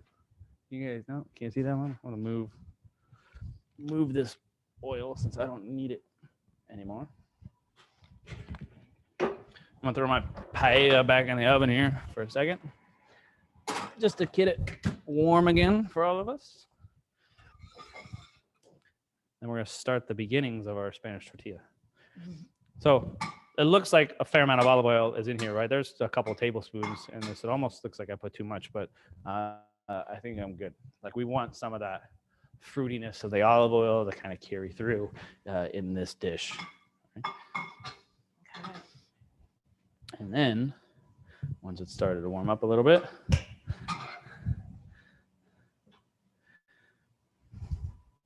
I'm going to put all of it into our pan and then press it lightly. Get rid of that. So once it starts to warm up, the nice thing about nonstick pans is, right, like ideally nothing sticks to it. But what I like about this is rather than waiting for the pan to get hot, like I got it warm and I can put it in there and it's still not going to stick. Because then I can start setting some of the proteins of the egg before, and rather than having it hit a hot pan, set and start to brown right away, I can kind of start to set it and then the color comes later, right? Yeah. So that's kind of what I like about doing it this way from the times that I've done it. The other times I did it, the pan was too hot, too fast. I flipped it over and it was like a really, really dark brown, which I'm kind of going for more golden brown than I am a dark brown, right? So it's going to take a few seconds here, right? We're going to start to see some bubbling around the edges. The olive oil, the oil is going to float to the top a little bit, so that's okay. We're good with that. You can start to see a change in color on the edge of the pan, right? That's where your egg's starting to cook. You start to turn a little bit more, I guess, white. The egg whites are starting to set a little bit. So we're going to let that continue to go. I'm going to give it a little sprinkle of salt again. Potatoes love salt. And so do I. So don't be afraid to over season. If you wanted to throw pepper in here, you could do white pepper. I would avoid black pepper. Okay. That's good to know. Just because you're going to see it more. Yeah. So I like the idea of like this whole being a one solid color thing rather than having these specks of golden olive oil color. Yeah. You know, and since we're using the oven, I guess one other thing to keep in mind is that make sure if you're gonna throw this into the oven, that your pan is also oven safe. Oh. Right? Because there are some pans that don't like to go in the oven, like the handles are a cheap plastic or that. So nice oven safe pans are the way to go. Seems like a good way to ruin your pan, right? Yeah. Or your oven, really, more importantly. Yeah, because then it melts into the oven and then you get stuck cleaning it, and that's just no fun. Yeah, that would be rough. So we're starting to see our egg set a little bit. So I'm going to turn off my heat. I'm going to go to my oven, or 353-ish. I'm going to go 5 minutes or so. If you're worried about like the olive oil like splattering out all over the place, you can set it on like a small sheet pan, so that way you don't have to worry about oil and stuff getting into the bottom of your pan or bottom of the oven and then burning, worrying about the burn the bottom of the oven. Right? Okay. Sounds good. All right, trying to keep everything clean as we go, right? So that way I don't have to come back up tomorrow and clean everything again. Yeah, you wouldn't want to do that. Everybody at home is thinking the same thing. Yeah. Well, so And the next thing I wanted to do while we're sort of waiting for our food to cook, so I'm going to share the screen. Like this. And I did have some images not come through. So I'll just do what I had in mind. I wanted to discuss Santiago de Compostela, which is a pilgrimage site in northern Spain. It's Christian. And again, with sacred spaces reflect faith, and they also contribute to people's behaviors. So what I mean by that is there was in the Middle Ages a myth that evolved in Spanish Christian culture that Saint James the Apostle was buried, his body washed upon shore, in Spain. And there's two different ways he was supposed to have, his body was supposed to have arrived in Spain, but both involved his body being put on a boat and it coming to Spain and then bringing it ashore. And so this church is built around the relics of Saint James. And if you know anything about Christian pilgrimage during the Middle Ages, you'll know that the reason that there's so many cathedrals all over Europe is because of Christian pilgrimage. And after as the 10th century came along, really the 11th century, agriculture started improving and population growth started happening and the weather changed a little bit. And so people actually had enough expendable time and a little bit of money to travel to different sites. And when they pilgrimage, they are in search of relics. And so one of the things that these medieval churches and eventually these big, grand Romanesque and Gothic cathedrals had inside of them were relics. And Santiago de Compostela was no different. Buried in the bottom of this cathedral are the relics of St. James. It is a Romanesque cathedral. So when we talk about Romanesque, that's sort of the first era of building, but it has a distinctly Spanish even heavier heaviness to it. Romanesque building is blocky and thick and small windows. So like think Harry Potter, think Norman design, think castles and moats. That's like Romanesque building.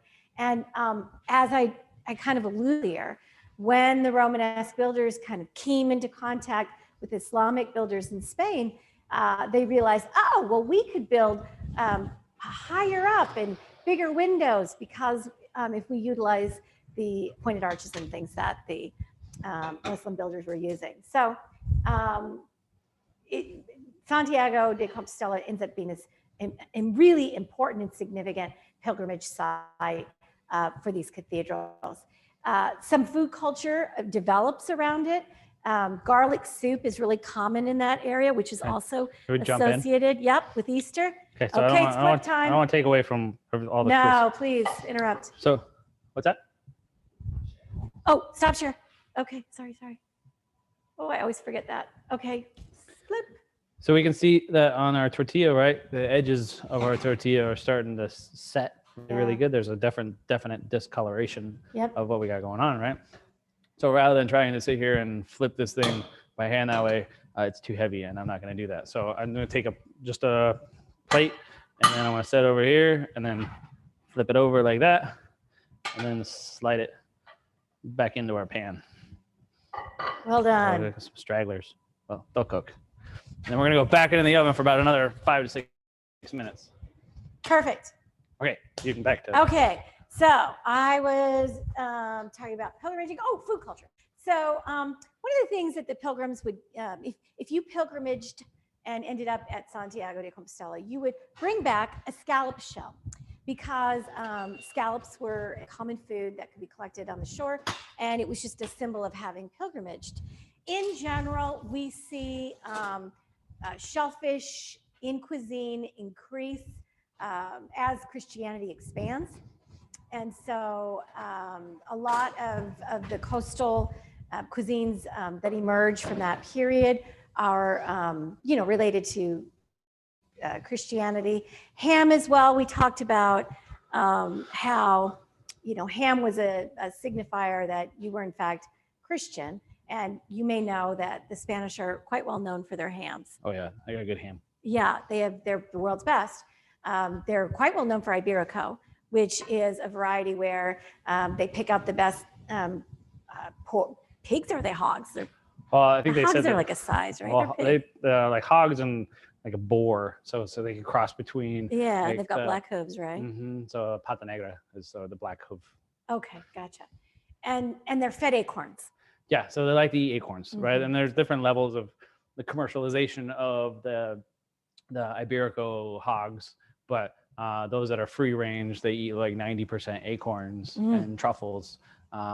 So you would see those that raise Iberico hogs, yeah, they'd be hanging out around the acorns and all that stuff, but you would also see those that are like raising hogs, like all of a sudden when there's a massive pile of hogs on one spot, like the farmer would rush up the hill and then dig into them and kick them all the way and dig into the ground and pull the truffles out of the ground. So that's how they find the truffles. Yeah, so they're hogs that are truffle hogs, and then they've trained dogs now to hunt for truffles rather than the hogs will eat them and the dogs don't care. So wow. Well, the reason that hogs are appealing to some groups of people is that they're omnivores. They'll eat anything, right? Oh, yeah. And you know, other cultures see that as gross. And then of course, people have religious, you know, objections to eating pork. So all of those things, you know, kind of figure into whether or not you're a pork eater. But the Spanish are quite well known for making the world's best pork. 90% of their output is the Serrano ham, though, which is just more common. You know, in a tapas environment, you're likely to see some slices of Serrano, and if you're very, very lucky, Iberico. The other thing I was, when I went to share screen, I didn't have the image I was looking for, but I do have one, unless you're ready. No, we're good. Okay. Everything's a kind of a choreography here with the two of us right now. And another thing I put in here were two images that I thought you might find interesting, because they're both very Christian, specifically Catholic images. One is of the Lady of the Immaculate Conception, and the other one is of Our Lady of Guadalupe, and they're both, you know, images of Mary. And putting them side by side, I thought was interesting because on the left, what you're seeing is a typically Spanish painting. You'll see that she's standing on a crescent moon that's held up by angels. You'll see that the painting looks very much like the Baroque style, and she looks like a Spanish woman. And that's what, you know, with Christian art or any other art, the people in the art sort of take on the characteristics of, you know, the region where they're from. But when Christianity is taken to Spain, it also does something we call in art history syncretism, where sort of what they're shown merges with, you know, the indigenous culture, and it becomes something just a slightly different. So Our Lady of Guadalupe is sort of premised on the same ideas. They actually, the crescent moon held by angels comes from a passage in Revelations, but she in this image looks more, she looks more indigenous, she looks more Aztec, she has downturned eyes, which would be more common in Aztec goddess art. And so we see some syncretism happening here. Also, in both, in the same passage in Revelation, she's described as having rays of the sun behind her, and you can see in the two paintings that that idea is portrayed quite differently. All right, look at these tortillas. Are you still sharing? Oh, yes, thank you. I can't remember to stop share. Okay, here we go. Let's look. Okay, so we've spent the last couple hours getting this stuff cooked. Right, so we started with our Adafina, right? So it's a vegetarian stew, super filling. This will feed, oh gosh, so at least 6 to 8 people, I think, right here, right? In this batch. very, very filling dish, right? We did play with salt and acid a little bit. We leaned more towards the addition of acid to enhance the flavor rather than relying on salt. But if you want to go salt, by all means, you can. Our paella has turned out really, really nice. We see some nice crispy edges, right? We see some crispy tops, some golden brown, right? Our green beans are nice and wilted. Yeah, they look a little overcooked, but I don't mind that at all. I think it sticks to its rustic roots. So we'll plate that up here in a second. And then we pulled our tortilla out of the oven, right? This is one that we made earlier, and this is one that we just made. So you can kind of see a little bit of a color difference. We're going to let this one set for 5 to 10 minutes, right? We reached about an internal temperature of 145 degrees. So now we're going to carry over. It'll carry over another 5 to 10 degrees so that the eggs can fully start to set. But this one's already been done and has set nicely. So we'll see if we can cut into this guy, and hopefully we did it right. So it kind of cuts like a really giant hash brown. And I cut this into 8. One of our students told me it was an omelet and a hash brown that had a beautiful baby. Oh. That's what she told me. Yeah, that sounds about right. And I guess I got the serving utensil right here. Oh, look how pretty that is. You can see the layers. So I guess when you look into the camera, right? Well, depending on where we're at, right? We can see, so I guess this one's the way to go. There you go. Can you get to it? Right. All the different layers of our potato, right? Our nice little soft, gooey center right here, right? So we're nice and set. That cuts really, really nice like a pie. Yeah.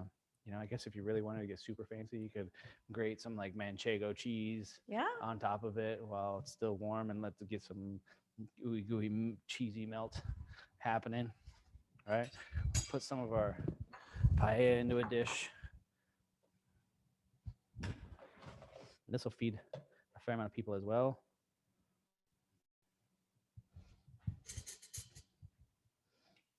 Remember, everything that we've done today is completely vegan.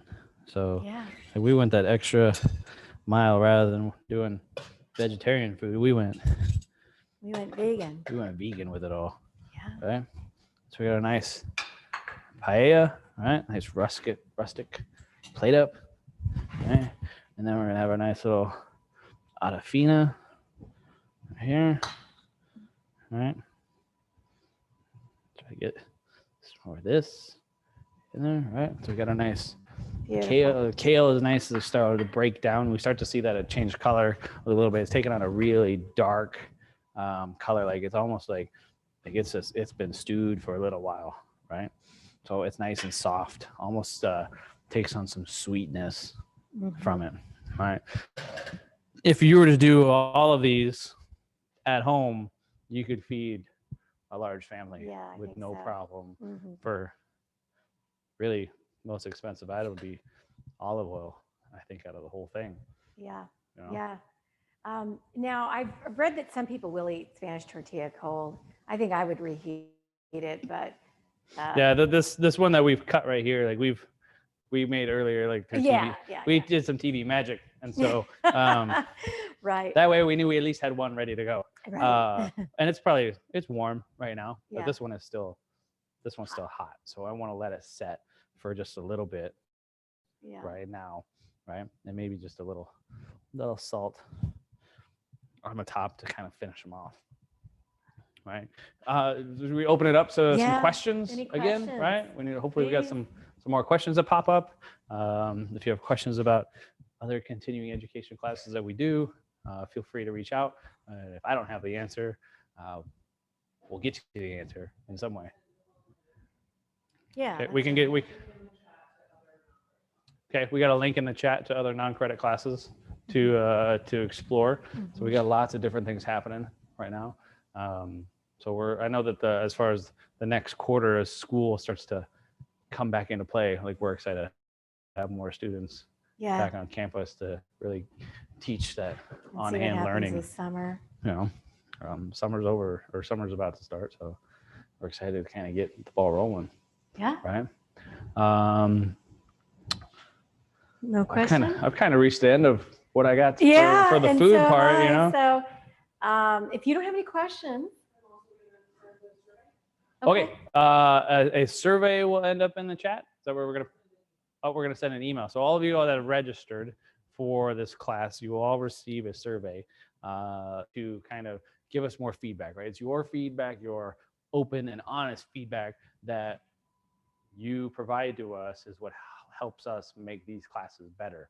Right. So if you feel like there was to be more cooking or more pictures or anything like along the lines like that, right? Yeah. Your honest feedback is what really helps myself, Laura, really build upon these classes and make them what they need to be, right? We always have these visions of what we want, and then when we do it, and then sometimes it doesn't end up that way, right? So we always try to find ways to better ourselves with these classes. So please provide honest feedback with these surveys. The email will come shortly on the kind of the culmination of all this stuff. Is there any other notes that we need to add into? Yeah, thank you for your time. Enjoy the food. And if you guys cook this stuff, like send that through the email. Like maybe send us some pictures of some of the stuff that you guys did. Send us some info as to like, hey, I did this differently. Like I'm always open to that. If you have any other bits of information that can come back to the MCC email address, is like other like cool little bits of knowledge. Yeah, we'd love to see it. Like I like all that stuff because I have my own cooking technique. You have yours. And there's maybe something really cool. Learned a lot of things from all my dishwashers that have done really some things in the past about their cooking technique that I've adapted into what I do on a regular basis. So, how we share information, much like all of these different styles of food have been shared. I think there's a lot to grow and to learn from. Okay. All right. Thank you. I think we're good. Thank you very much, everybody. Have a good night. Thank you.